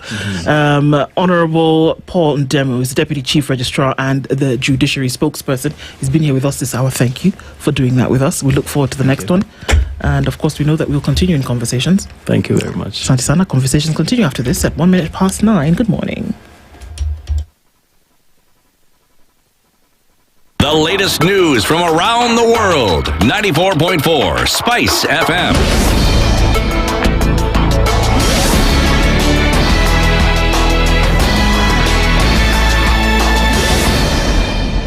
Good morning, this is the News Wire. I'm Ndu Okoh. An autopsy of Makueni Trade, Tourism and Culture CEC Sonia Nzilani will be conducted today at the Montezuma Mortuary in Machakos. Governor Mutula Kilonzo Jr. says the decision follows the complex circumstances surrounding her death. Nzilani was found dead on Saturday at her home in Makindu after reportedly complaining of severe abdominal pain. Kifo chake ni jambo la kutushtua sisi kama watu wa Makueni na familia. Jambo ambalo lilifanya aage dunia bado alijulikani. Kupitia kwa familia kutaweza kufanya mipango ili kuwe na taarifa maalum kuhusu kifo chake. Kwa sasa amehifadhiwa hapa na baadaye tutapatiana taarifa kupitia kwa familia. Tukishapata kama kuna maneno ambayo tunataka kuwapatia wananchi tutasema. Ni pigo kubwa kwa familia na marafiki kwa sababu alikuwa tegemeo kubwa kwa familia hii, alikuwa tegemeo kubwa kwa watu wa Makueni na alikuwa tegemeo kubwa kwa watu ambao walifanya kazi nao. And as the 16 days of activism against gender-based violence continues, Inform Action is urging the national government to establish gender-based violence investigation centers in every county. Organization official Mwepe Halfan says rising cases of online abuse make the centers necessary and would help speed up investigations to ensure victims get justice. We demand that the government and the law enforcement fast-track technology-facilitated gender-based violence investigations. For quite a number of years, the government has not been good when it comes to investigations. We take a number of cases to court, to police station, but it takes years for completion and seeing justice with the survivors. Some survivors were minors, right now are adults, and nothing has happened yet. And opposition leaders continue to allege a plot to rig votes in this week's by-election. PLP leader Martha Karua is urging the IBC commissioners to guarantee a free, fair and transparent process on Thursday, saying Kenyans will be watching closely. Hawa watu wa tume ya uchaguzi, ukishaingia ofisi kama kamishna, kama mfanyikazi wa Electoral Commission, uelewe mshahara unakula sio wa nyumba ya Ruto, ni mshahara wa kodi ya wa Kenya. Mtufanyie kazi, tutampima kwa huu uchaguzi. And meanwhile, Kakamega Senator Boni Khalwale has criticized corruption in government, saying President William Ruto's development ambitions cannot be achieved while graft remains entrenched. An efficient government does not tolerate corruption. Shida ya Kenya ni corruption. Vile mnaona our president saying anataka inji iende Singapore style na anazungumza vile atatumia pesa trilioni 5. Hajui shida ya kwenda huko sio pesa. Shida ya kwenda huko ni kwamba mawaziri wake ni waizi. That's the News Wire. I'm Ndu Okoh.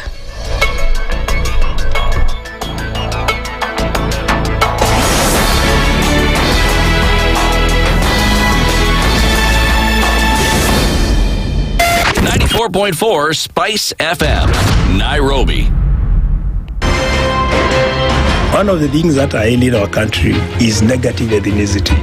You find you as a state officer, instead of thinking as a Kenyan, you think like a tribal person. Let me tell you something. The biggest problem we have had in this country is a leadership deficit.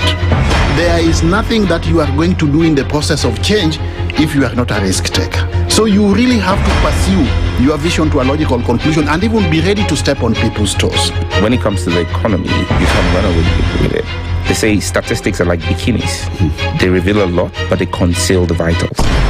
And so government people would throw statistics at you and tell you they're revealing a lot of information to you, but it's really concealing the real vitals.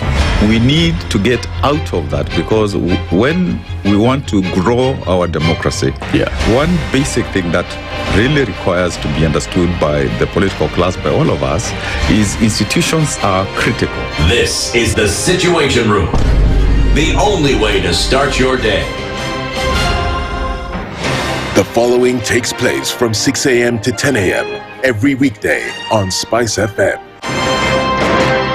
SRC's mandate is constitutional. It's not an advice. It's actually something you must do. Must do. Like now you abandon, of course, the narrative of Wheelbarrow, Mutomjengo, Mamamboga, and all those, that rosy narrative. Your expenditure is 3.3 trillion, and you're collecting only 2.5. Out of that 2.5, you're spending 1.8 trillion to service loans and so forth. That the CDF kit, it's in itself a symptom of corruption. This is the Situation Room, the only way to start your day.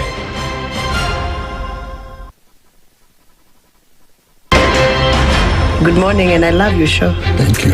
Having come from a Kikuyu radio background, I migrated to Spice because of the content. I was born in a slum, but somehow I got a break in life. So sometimes when you see the sweating coming out because of the passion and whatever it is, behind the noise, there are people. And we share the same umbilical cord. It shouldn't be like that. I am so disappointed.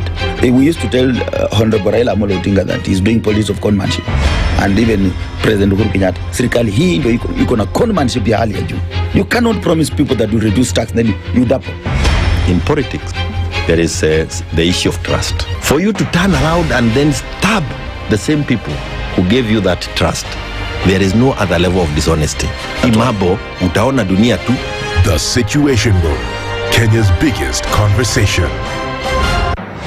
The following takes place from 6 a.m. to 10 a.m. every weekday on SpiceFM. You have land, Dennis. Okay, your own land. You use your own money to build it, and then you sell it to yourself. But we don't want foreign troops on Kenyan soil. But surely it goes a little bit deeper. This is it. If you find the tree is withering, then you call the person who is managing that tree. Come around. Why don't tell me what is first of all, what's the problem? Yes, what is the problem there? How do we expect ourselves to move forward as a country? The Situation Room, Kenya's biggest conversation. Mature, intelligent talk every morning. Spice up yourself. Mornings done right. 94.4 Spice FM, Nairobi. This 9 minutes after 9 o'clock, and we continue with this conversation this morning and into the final hour of the Situation Room today, looking into a number of things. And we're then going to go into SHA. And there have been questions, there have been statements, there have been things back and forth over what's been going on. Senate has been in, more and more conversations over the last week in terms of what is happening. So we're going to look into it and say, are things getting better? Are they getting worse? Or are we where we were a year and a month after the establishment of the Social Health Authority? Where are we? George Gibora is here. He is the Secretary General of KUKO. He joins us this morning, the Kenya Union of Clinical Officers, and also joined by Beatrice Cairo, who is a health economist and public policy expert. Both join us here in the Situation Room this morning. Good morning. Good morning. Karibu sana. Good morning. Good morning. Thank you for being here with us this morning as we look into the health agenda, UHC and SHA reality. We'll look into that in just a little bit. But before that, let's welcome you to the Situation Room with today's proverb. We want to, we go into a different African country every week. This week, we go into a different African country every day.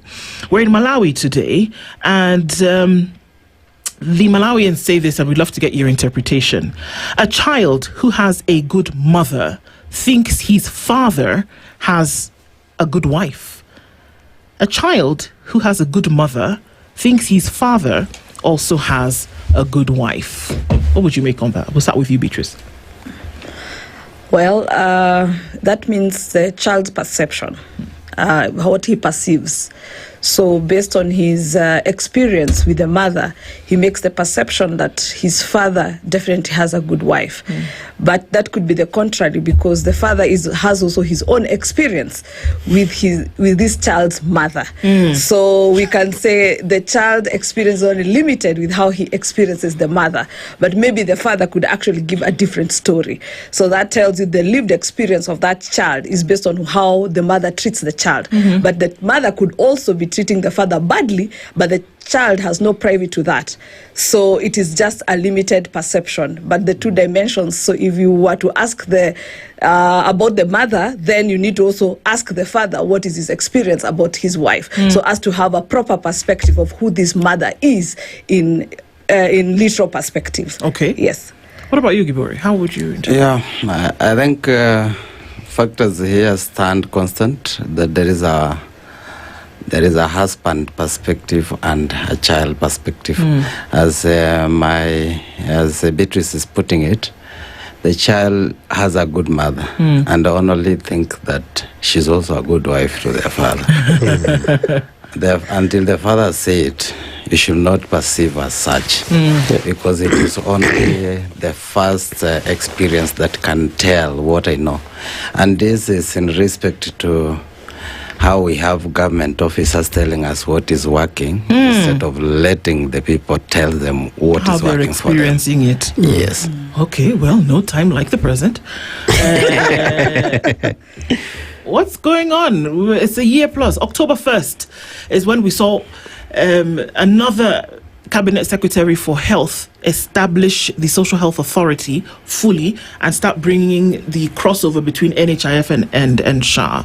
And we saw that happen, and then there were hiccups. They told us teething problems, but we say, okay, even at some point, the teeth will grow and then we'll stop. But apparently we've not got past the teething problem stage. But what's going on until now? From where you sit, what's the issue? I think we have had a very challenging experience. The Ministry of Health has had actually change of guards for close 3 ministers being changed, including even PSS have also been changed, not once, not twice. So to that, it can only tell you how it has been difficult actually to manage the Ministry of Health and the expectation that it had. I think it takes us back in terms of the promises the president gave to Kenyan, and probably his desire to fulfill his promises. Now the question is whether we are on the right track or we missed the track. And I think that's why you hear, and rightfully, the question that you are posed to us, then explain why Kenyan feel differently, majority of them, and the government tells a different story. And it takes us back, give us a refreshment in terms of what the president was addressing during his national address. And he told us of the success story. And without mentioning the challenges, as you will have mentioned, that we have experienced as well, some challenges in 1, 2, 3 areas. Because he had several points that he promised Kenyans. That he established a financial system that will cater for everyone, that will leave no one behind.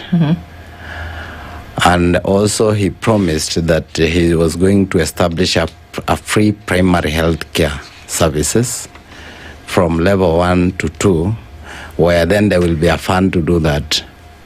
He promised a number of things. Establish employment of 20,000 healthcare workers. Yes. And that was expected within the first 2 years. He also expected to build 6 level, five level 6 hospitals. Yes.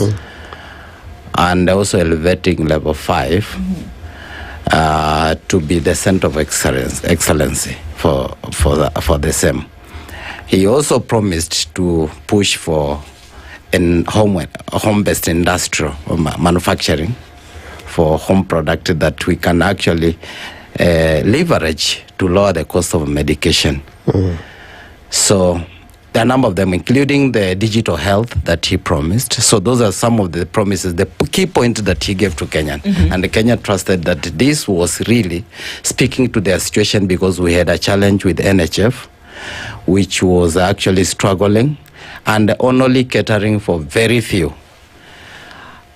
We had a lot of challenges, including corruption, that was actually threatening the NHF then. Now, his promise was also to tackle the issues of untamed corruption. And that's some of the questions that we are here today to discuss, whether we're making progress or not. Yeah. Well, Senate seems to think that progress is not being made, and not seems to think, this is also drawn from the experiences of Kenyans across board.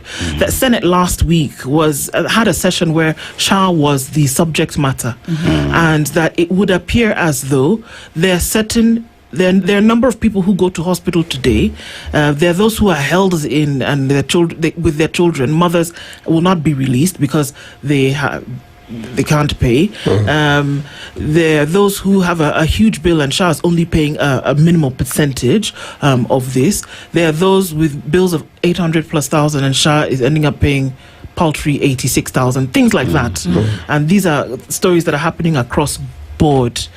The president also was very clear in public when he said that if anybody asks you to pay, call me. Me personally, why should they ask you to pay? So there seems to be an understanding from the executive that this is a service that, because you're registered and paid up, we should offer it to you for free.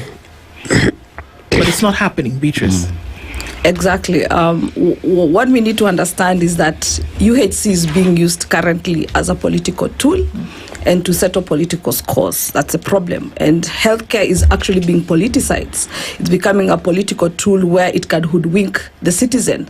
But the reality is, when you use healthcare as a political tool, lives will be lost every single second, every single day. And that is something we need the government to try and understand, to stop politicizing health. Now, when the president stands and says that SHA is working, the Kenyan citizens are wondering how. This is because SHA is not collecting enough contributions. His students said 27,000 Kenyans have been registered.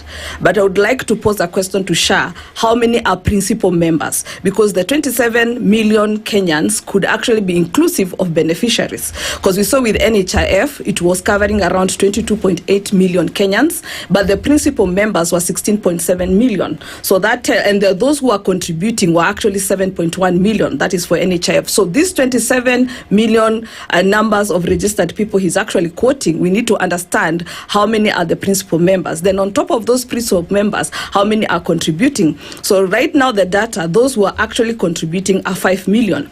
Remember, based on the KNBS data, they showed that 3.1 million Kenyans are the only ones who are formally employed. And the same president also said 2.3 million Kenyans who are indigents. These are people who are the poorest of the poorest, that the government is actually paying for them. So when you get the 2.3 and the 3.1 formally employed Kenyans, that come to around 5 million. So now we are wondering, where are the rest of the Kenyans who have been registered? That's 27 million. They need to tell us who are the principal members. It seems they are non-paying. They are actually not contributing. That tells you SHA is actually not collecting enough.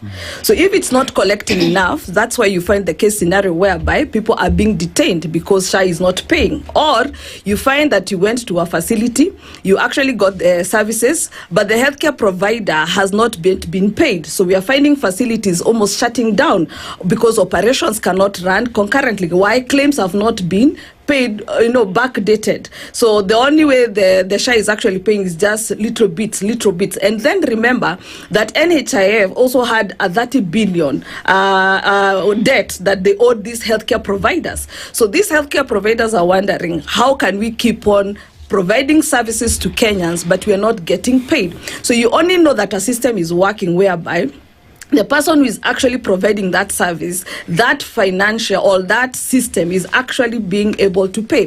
Remember, we have the COG, the chairman of COG. He was saying they want to abandon this whole wagon of SHA. Why? Because the government also owes a lot of money, that is billions of shillings. I think it was around 10.5 billion, thereabout, to these what we call the facilities, the county facilities. These are public facilities. Yes. So when now you go to the private sector, if you are a private sector, that means you are not doing services for free, or you're in the business. That's the reality. But you see, for public facilities, they may not be in business because it's government.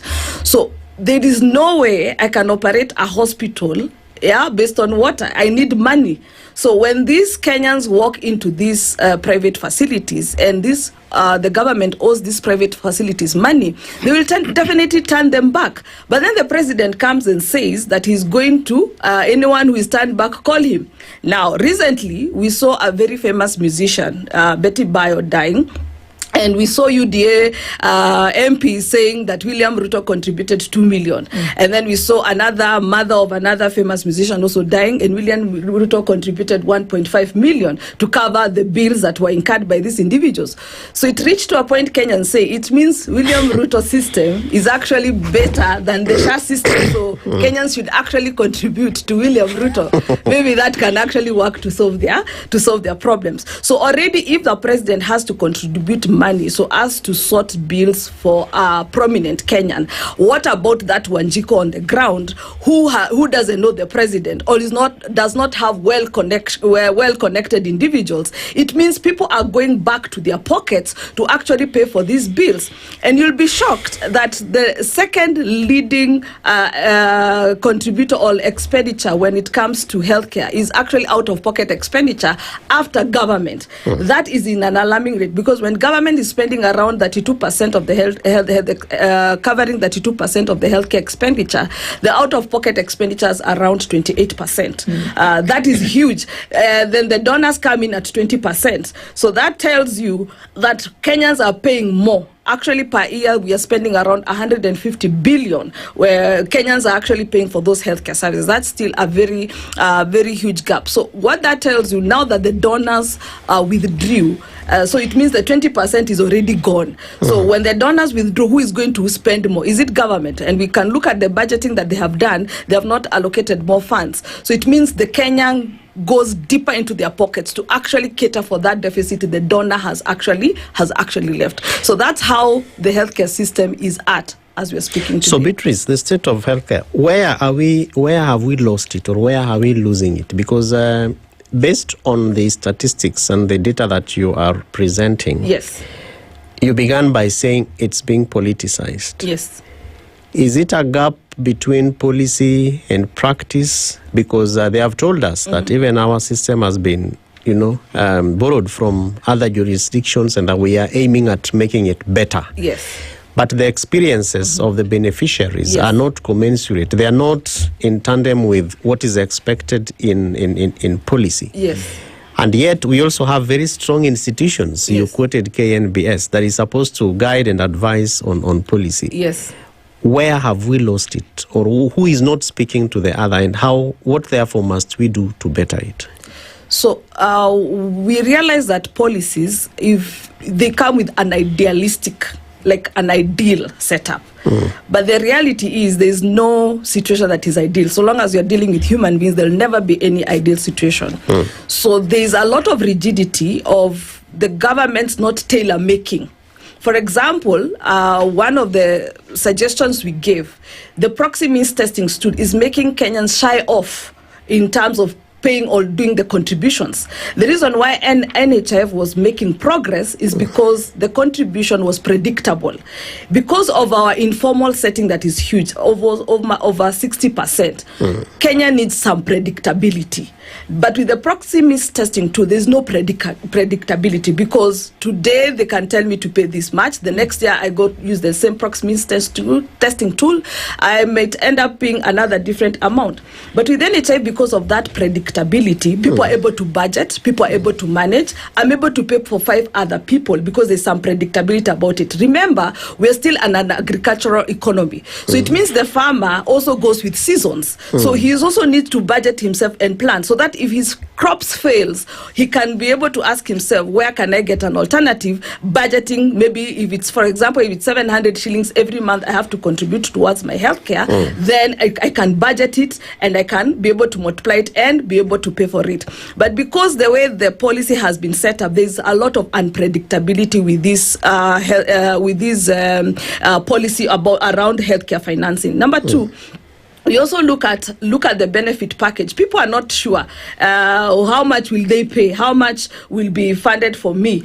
You go expecting the government is going to pay this amount of bill. You're told no, we only cater for you this amount, this much amount. So lack of that predictability of a system, especially in our informal settings, what happens is that people will shy off. Remember also when we looked at Linda Mama, for example, people were aware that Linda Mama is being paid for government. All I need to go as an expectant mother, I just go and deliver and the government will take care of it. Now when mothers go and they are detained, what happens to the women in the village? They will decide I'll no longer go give birth in the hospital. So we are going backwards, even when it comes to maternal mortality rates and also neonatal mortality rates. So we end up going backwards because now people are not sure, if I go, will I be paid for it? And will it work? Will it function? Then the other thing is the systems. You realize that most of the systems are always downtime all the time. So even when you walk into a facility expecting things will go smoothly, the healthcare provider tells you the systems are down. So you ask yourself, what was this new system that they were integrating or bringing on board? How come 1 year and 1 month later it's actually not functioning? So we need to go back to the drawing board, and what I can suggest to the government is let's make this SHA predictable. And that's why most of the stakeholders were giving them and telling them, okay, fine, because we look at our current status economically, 92% of the tax revenue being collected is actually going to debt servicing. So 8% is what is remaining for the government to do development and recurrent expenditure. So you can ask yourself, from that 8%, how much can this government afford even to actually set aside for healthcare? So that tells you, still as a country, we'll still have to do some premiums, we'll still have to do some contributions. But these contributions, they were asking, why can't we do some capitation so that people can have the predictive, and he'll be able to bring a lot of people into the pool of SHA. But now, because there's no predictability, most people will shy off because they are, now I might go be asked 1,000 shillings and I'm not employed, but I live in a, you know when they use those standards, I live maybe in a tiled roof, or I could actually be living in a prominent household, but I may not have any income. So because of that fear, most people are shying off to actually contribute towards it. So they need to redesign. So Gibora, when you look at it, that yes, there is the registration aspect, but there's also the payment. That in terms of those initial premiums, we need to pay them. And are we dealing with an issue whereby there's not enough money, as has been established, because not everybody has paid their premiums? Is that a primary issue first? That is a key issue, a primary problem. And I think why we are here today is to do a reality check. What was promised, what is the law, and what is the reality? Now, when we look at it, the Social Health Authority establishes 3 funds. The primary health care funds, we have now the chronic critical care and emergency funds, and also now the social health authority funds. And the social health authority fund is expected to cater for facilities level 4 and above. For all the lower facilities, it is level 3, level 1, that's 1 to 3, is for primary health care funds, where the government say it will be free. The free aspect, which we as the practitioners, when you use the term free, we question it because it's not applicable. It's a political statement, so to say, because then there is no medicine, there's no Medicare, which is free. It is actually putting our money at tax collection into use and paying for the people. Now look at it. When this Social Health Authority came, what did the government promise? In their own actual study, they said, for you to begin or rather to roll out the primary health care, they needed 70 billion. 70 billion for that financial year. So how much did we allocate? It was less than 6 billion. So then following year, now the financial year 2025, 2026, I think primary health care has around 13.5 billion. So is that money that can now, what is the percentage of the real projected figure versus what you're putting there? So that's why you create a gap between the demand versus what you have input there. So facilities have served the patient. They are requesting for money. You have not allocated any resources. There is a gap there. But also, what does the Social Health Authority say? Sorry, Gibore, this 70 billion, is this aside from the premiums that people who register would be paying? No, or this is purely primary health care, which the government was to subsidize, pay. Okay. So it was to come through a budget. So the budget has never been projected as such, not even halfway. So then it creates a gap in terms of now the demand versus what you have. So then that is why facility are not able to receive the money that they have worked for. That is a reality. Yes. Now, when you talk about the number of people who have been registered, talking about 27 million, it is true that they have registered. Are they subsidizing? Are they paying their premium? So the people who are religiously paying are those who are in formal employment, who are around 7 million. So then the 20 million, all of them, once they have registered, then they have a right to access the primary health care fully. It is only, they are only demanded to be now paid up for them when they are assessing the services beyond the level 4 and above. Yes. That's when we now check. Now, I was talking about how primary health care is now creating a big gap and a problem for the government by virtue of they have a reality check. They did their own actuarial and said this is the money we require, and they never inputted that money there. Now that money is the one that giving the problem, causing the problem between the employer, the government, and the practitioners. So the government projected to ensure that they can support those who are vulnerable. Our expectation was when we are doing this exercise, it will be a transparent exercise so that then we know how many people have been found, what are the parameters that inform that Gibore is vulnerable. We know, yes, those are the extreme age, and also those who cannot be able to raise anything. Because you could also be in extreme age, but you are rich, you have money. So who are these? We wanted to know when the president come out and say we have now close. He talked about 1.8 1.3 who are already on support by the government. 2.3. 2.3. Who knows them? How did they come on board? Who onboarded them? Did people participate? Because the constitution anticipates stakeholders' participation. Yes. Or is it a way of siphoning money from people? Let the government come up tomorrow, declare and publish the people who are benefiting. For me, who come from Korea, I know that so and so. I know mothers, people who sleep on the floor without anything covering them, but they are not still benefiting. How did we come up with the people who are benefiting? I expected after a rollout, and even this will have actually happened because then it was the government project. So that then, before we rolled out the Social Health Authority, we'll have actually mapped out all the people who needed the government support and then published it for either contestation or support by the public. Now, this did not happen. All these things now are happening. You hear that the Ministry of Social Protection is working on what and what, but it is not known where they are doing this. So then we have a big question in terms of the people said to be supported by the government or under government cover, and we don't know who they are, and the amount that has been allocated to support those people. So let us see some transparency, because when we complain about corruption, are dealings that siphoning money and intending to benefit people, but people are not getting the benefit. So if today you say people are benefiting and we cannot even point out to anyone who is benefiting, especially we as the Kenyan, I think this is where you were saying about the child believing that the father has a good wife because she has a good mother. The president must not be listening to the choir, the choir that he has around him, because they probably lie to him. And they are probably building their own network to siphon money from the Social Health Authority and the money that we have raised through sweat. So if then we needed to know that annually, the system that he was building in terms of digital health was supposed to actually tell us the reality.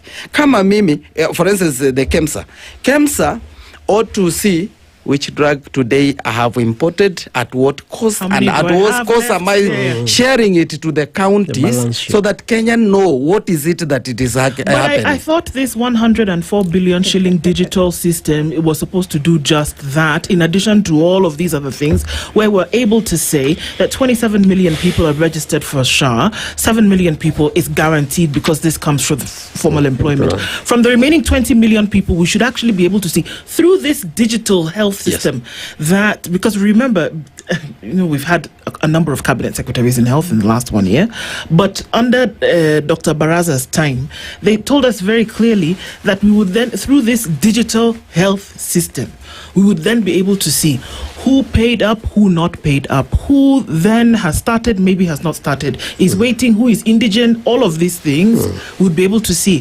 What you're saying is that you spent the money on this system, but it is not producing what it was promised to produce in the first place? Precisely. That's what I'm saying. We're doing a reality check. What did you promise? What are you doing with it? Today you find government officers who are very irritable. That you ask something which is a reality that, let me say, we saw when they tried to do that transparency, like how many people have been enrolled, you can check how many people have been paid this month, and people started unearthing, like for instance, facilities that were receiving money without any service and some of them not existing. They went and closed that. Now you are not able to check who received money and how money moved.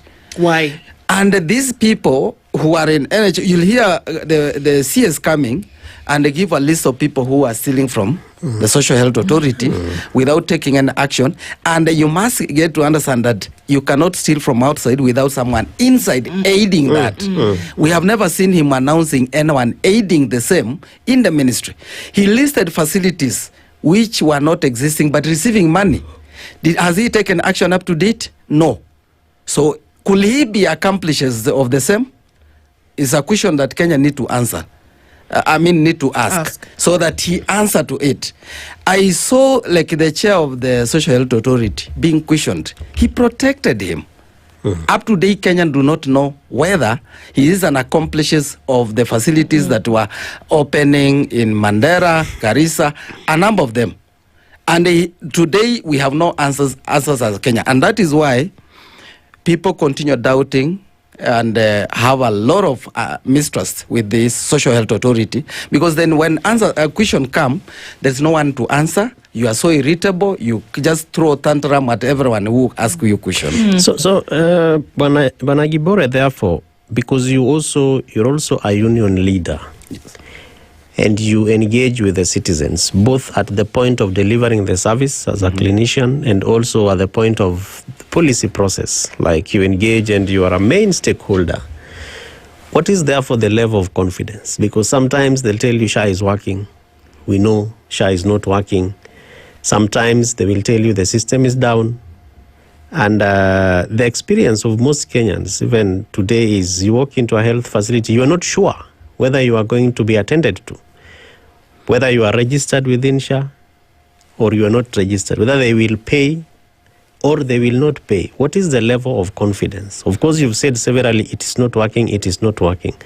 But as you engage with the point of service delivery and also the citizens who are listening to us today. Yeah, total disconnect between the policy and the governance. Those who are supposed to implement the policies that exist. The policies, if you look at it, if they were to be implemented point by point, Kenyan will just be the one to say that it is working. So don't shout for us that it is working, because for the last 2 weeks, I've been receiving complaints from just now the practitioners, healthcare workers, who are paid up members, but they are not able to access services. One is because they are supposed actually to be enlisted as a what do you call?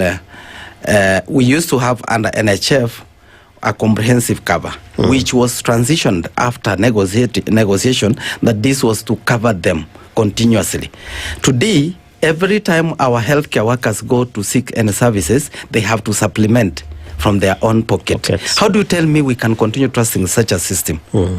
Without any explanation, without any communication, that this either has been reviewed upward, downward, whichever.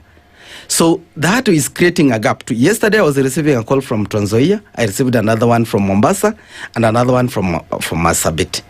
On the same, the people are being asked to subsidize their payment. So, and you hear people talking about what is working instead of going to the field and telling us that there is a problem where they sort it. Now, I can give you a good example of someone lost his, he was a civil servant, and the family, that gentleman died because of liver problems. And they required it to pay around 3M because the patient was in ICU for more close to 2 months. The NHF, I mean the Social Health Authority only paid 800,000. So close to 2.2 million fall back to the family. We were being gathered kwa pages to contribute. So then the president should tell us, should we call him so that he subsidize this, or what should happen? I have the document. I shared with the CEO Shah, and she gave me someone to who will work on that.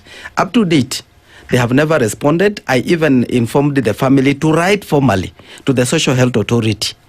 They have never responded, and the committee has never finalized in follow-up. The issue was with the Mater Hospital. We had to negotiate for them to raise the body so that the family can have a send-off. Then they settled the bill. We are still fundraising up to date, a month down. How do you tell people to trust such a system? That I was a fully paid-up person, but then when I need services, I cannot be able to access it. Because why civil servant used to trust the NHF is because there was no such issues. When because you are under comprehensive cover, when you have an issue, approval has come, you will be fully covered. As long as you have the card. Yes. So there is no trust, and I can say I don't know whether to rate it 4 out of 10, because if there is any trust that you can trust, you have to trust yourself that maybe you will receive a minimum services, but it's not there. But again, when a facility, public facilities, we talk about improvement. We expect drugs. We expect working laboratories, which are not working. We expected that when I visit those lower facility, I have staffs to work. We have not employed any staffs. We have facilities like here in Nairobi, close to 22 facilities that are non-functional because of lack of staff. So how do you tell me to trust such a system? So when you meet with these policy makers, somebody like CS as a union official, and I feel what you're saying, and this is largely what we are feeling as Kenyans. This thing is not working. And you said that the policy makers play in bravado, like it is as if they're living in another world. George, what must we do as a people? I think I think life is like one day long. So you live once. If you have my brother, we share a platform where we have to say it the way it is. Yes. Because in any case, there is nothing that you'll be promised that has not come today. Then you'll wait to experience it tomorrow. If you need services today, you need it today. Now, especially health. Yes. Okay, yeah. I have lost for the last around 5 years, I have lost people who are close to me, who I know from their diagnosis up to their departure because of cancer, close to 5 people, and all of them, most of the time, they leave family in a devastating situation because of the money they have to sell even plots to cater for their services. So up to date, you still promise that we are going to ensure that you have a certain amount increased for you to get services. Yeah. By 1st December. That's what I saw the president say. So I say, the person who needs services today, and you are a paid up person, why must you wait to December when you are not alive? Yeah. These promises must be realistic. Yeah. If then you know that it is not working, don't say it. If you say it and it is not working, you are telling us not to trust you. That is the simplest way I can put it, so that the president need to relook, go back to his advisors. Are you advising me on the right path? Am I really making sense in terms of what I'm promising? Because we have good policies. I can say we have good policies. Implementing. What is the problem? Do we have people who have goodwill to implement the policies? A big question, and I doubt whether there is. So, Beatrice, sorry, Beatrice, so I'm just in a question here, and it just triggered my mind. Is it possible that this plan was overambitious and that there really just truly is not enough in terms of resources for all of these things to happen commensurate with the promise? Is it possible? Yeah, it was overambitious. Okay. As I had clearly indicated, if 92% of your taxes you're doing debt servicing, 8% is what is remaining, you're overambitious. Then we have to agree. Curative services are damn expensive, especially for African setting. We have to come to the reality. They're damn expensive. We cannot afford. So what governments need to focus now is preventive health. And this is where even county governments should actually do budgets of preventive health. I've heard you asking Gibore, what should we as Kenyans do? What I would encourage every Kenyan, go the preventive way. You have good teeth, you eat sugar, brush them. It's cheaper. It's actually way cheaper. You like eating fatty foods, make sure you hit the gym. Make sure you do some running. Make sure you do some exercise to prevent the non-communicable disease. That's the only way. It is cheaper that way.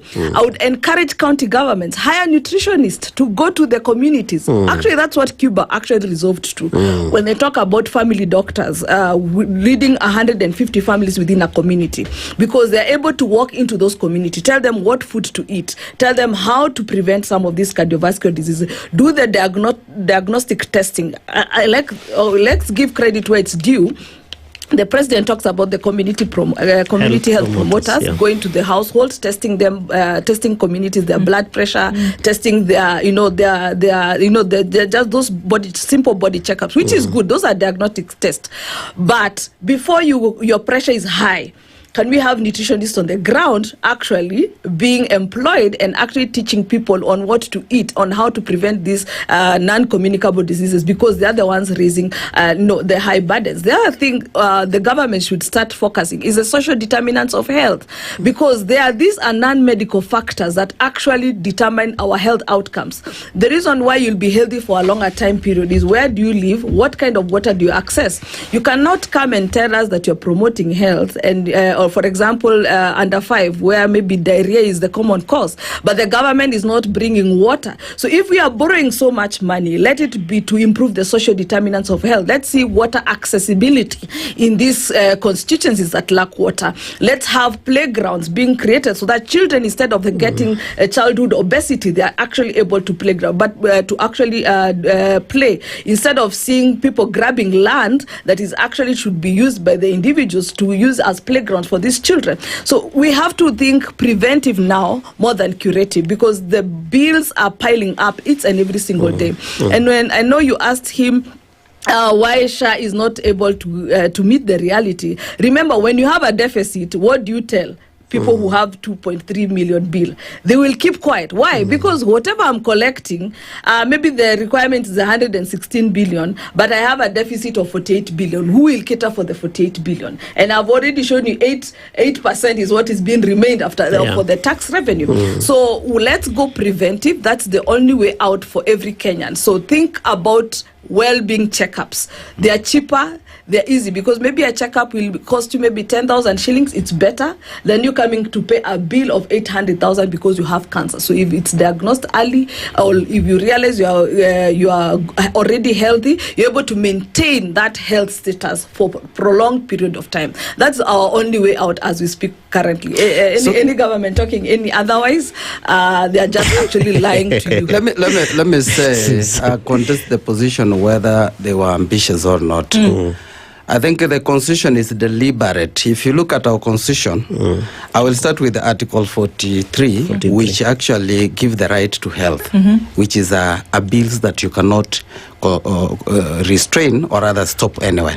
But Article 21 also obligate the state. It is the state that has the responsibility to meet my needs, health needs. Then you move to Article 47, the consumer's right, which actually gives also the safety on how we need to get safe and quality health care. Article 53, the right for children to access nutrition, shelter, and health care. So health involve very many multi-stakeholders. If you go to 186, then that is the fourth schedule where division of responsibility now goes. So who has the responsibility? Under the constitution, when we realize that this could be a problem, the state is given full responsibility. Whether county is not working or not, the state must take responsibility. And to that extent, there is no overestimation of ambitions when you are implementing a constitutional responsibility.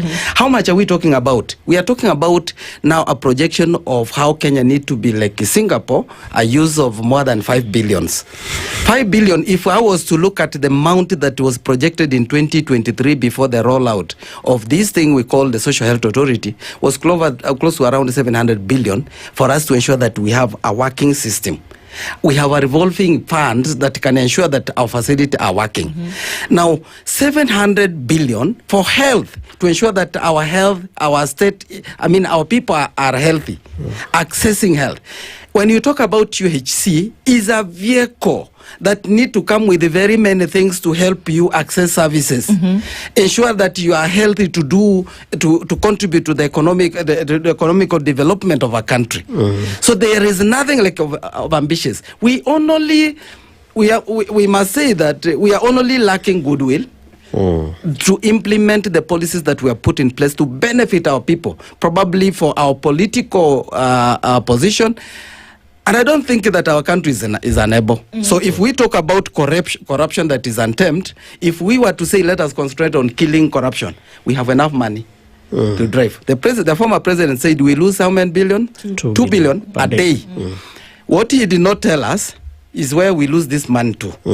Now we have another system which tells us money going to non-existing facilities and people stealing from SHA. Is a poorer system. So if then it tells us this is where we go, if you are to compute, the money is even more than 2 billion that the president, the former president talked about. Can we seal the loophole? We have enough money to roll and ensure that we meet the promises that we gave to Kenyans. Yes. And as you talk about loopholes, George, pending bills to facilities, payment rates, private facilities, public health facilities. What is this? What is and especially in the backdrop of access to services, where we have the policymakers going out of the country to seek, healthcare, and we are left here. Those of us who cannot travel, or who cannot even, get to private facilities. What does that really show for goodwill, which you are talking about? I think the politicians have realized that Kenya is so gullible. And that is why when we were campaigning, I was in the same camp with the president, where I contributed a lot into his manifesto with the Rigiji. Today, Rigiji tells you the president is the enemy of the country. So who is Rigiji? So he's the angel? He's our God? So he is the one to save this country? No, totally no. There is no politician who comes to you singing. Look first into their history. And that is why the student of history will look back and say, if this is how it has been going, I think you're not the right person. I don't know whether really today in the people who are said to be big politicians in this country, there is anyone I can point to that has a goodwill to fully implement policies to benefit the poor Kenyans. But for them, it is more of a status quo. Rather than transformational institutions that can help Kenyan to get the services the way they need it. So as I look at it, none of them, all of them have been going out for medication. So if then we were to entrust our institution and they say, I will be coming to Mama Lucy for my medication, even starting from a governor. If we were to take a list of how many governors are going to seek medication outside there, and they promise, and they are telling Kenyan how they have provided good facility for their people, I think I have heard the president using a very derogatory statement against Kenyans who criticize him, whether they are his enemy or not. Then those are the names we need to be calling our politicians, because they mean nothing good for us. So, as you have said, until that changes, that a president from Tanzania who is sick can trust to come to Kenya for treatment, but not any of our politicians to trust our facilities. I think we have a sick mentality. Beatrice, your economic for me, I would say our healthcare problem is an economic issue. Until we solve our economic issues, we'll never solve our healthcare problems. Why am I saying that? The politicians must understand when 60% of young people or majority of Kenyans are unemployed, you can be assured nobody will manage to pay those premiums. So that's why I say it's an economic issue. We also look at the political economy of this country. Until we'll solve that aspect, we'll never have good healthcare systems.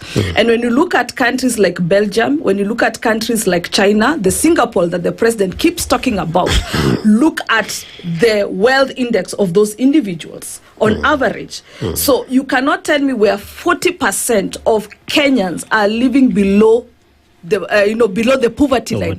That is $2 a day. That is 200 shillings a day for those ones in urban areas, and 130 shillings those in the rural. And this is the same individual you want to tell them to give out their 50 shillings or maybe 100 bob to give to SHA. It is not possible because there are a lot of competing needs. So there is an economic problem which we Kenyans have to actually subject our leaders to. Until they solve that aspect, there is no way our healthcare outcomes will actually be solved. We'll come every day talking, having forums, having conferences, meetings, and all that. But until my pocket is full of some money, therefore I have options on what to. One of the critics of UHC, they should say, yes, everybody is talking about UHC, but you know what UHC takes away? It takes away the individual responsibility and keeps it on the government. And that's why, as much as the Constitution demands that the government provides that healthcare services, but where is the individual responsibility? And that's why I will insist again.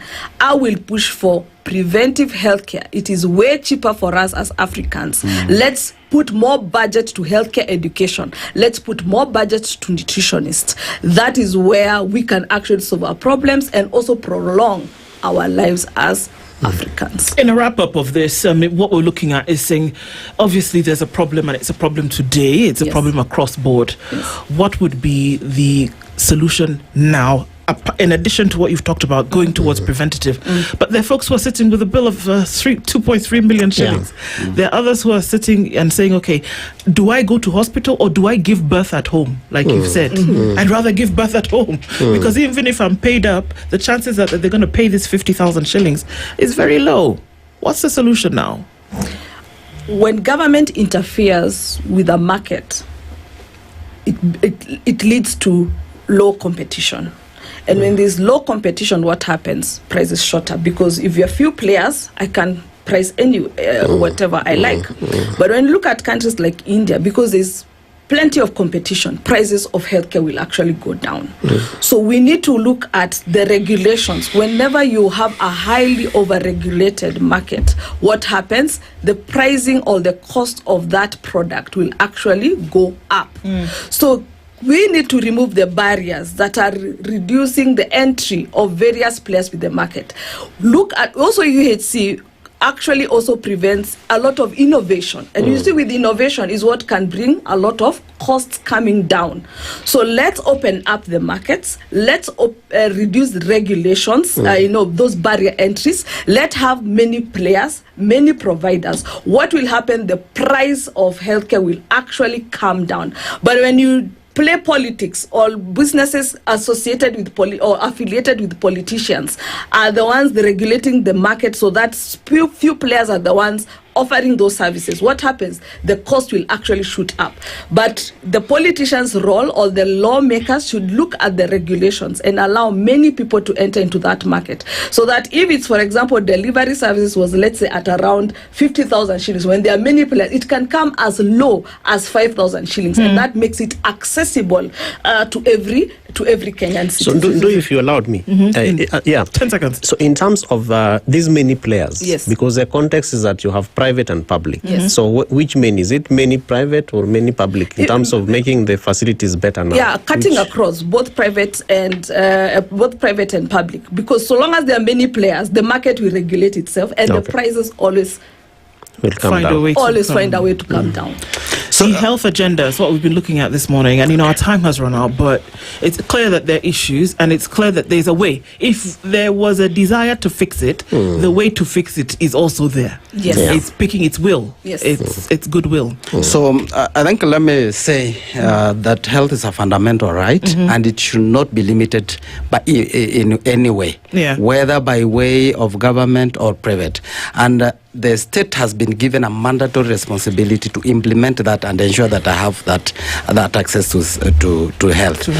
My call today is that we have good policies. There are many other things that the government is doing right, but every time that there are things that are happening that takes away that right that I'm supposed to be having under health, then everything that you're doing is wrong. Yes. So we must call the government to order and ensure that let us go. We have now 2 years down after the rolling out this. Can you do an audit so that then we get to see what is wrong? And I must say today, the healthcare workers are pushing to go on strike because of taking away their comprehensive cover. Yeah. And we may see a crisis coming this December because of what the government is doing under the Social Health Authority. Thank you both for being here this morning to have this conversation necessary for us to pick up on these things. George Gibore, brother, is the Secretary General of the Kenya Union of Clinical Officers. Beatrice Cairo, health economist and public policy expert. Thank you for being here with us this morning. Thank you all for being in the Situation Room. Captain Osido, asante sana for joining us this morning. Asante sana. Have a wonderful rest of the day. We'll continue these conversations, and thank you for making sure that we do. It's 2 minutes past 10. Good morning. The latest news from around the world. 94.4 Spice FM.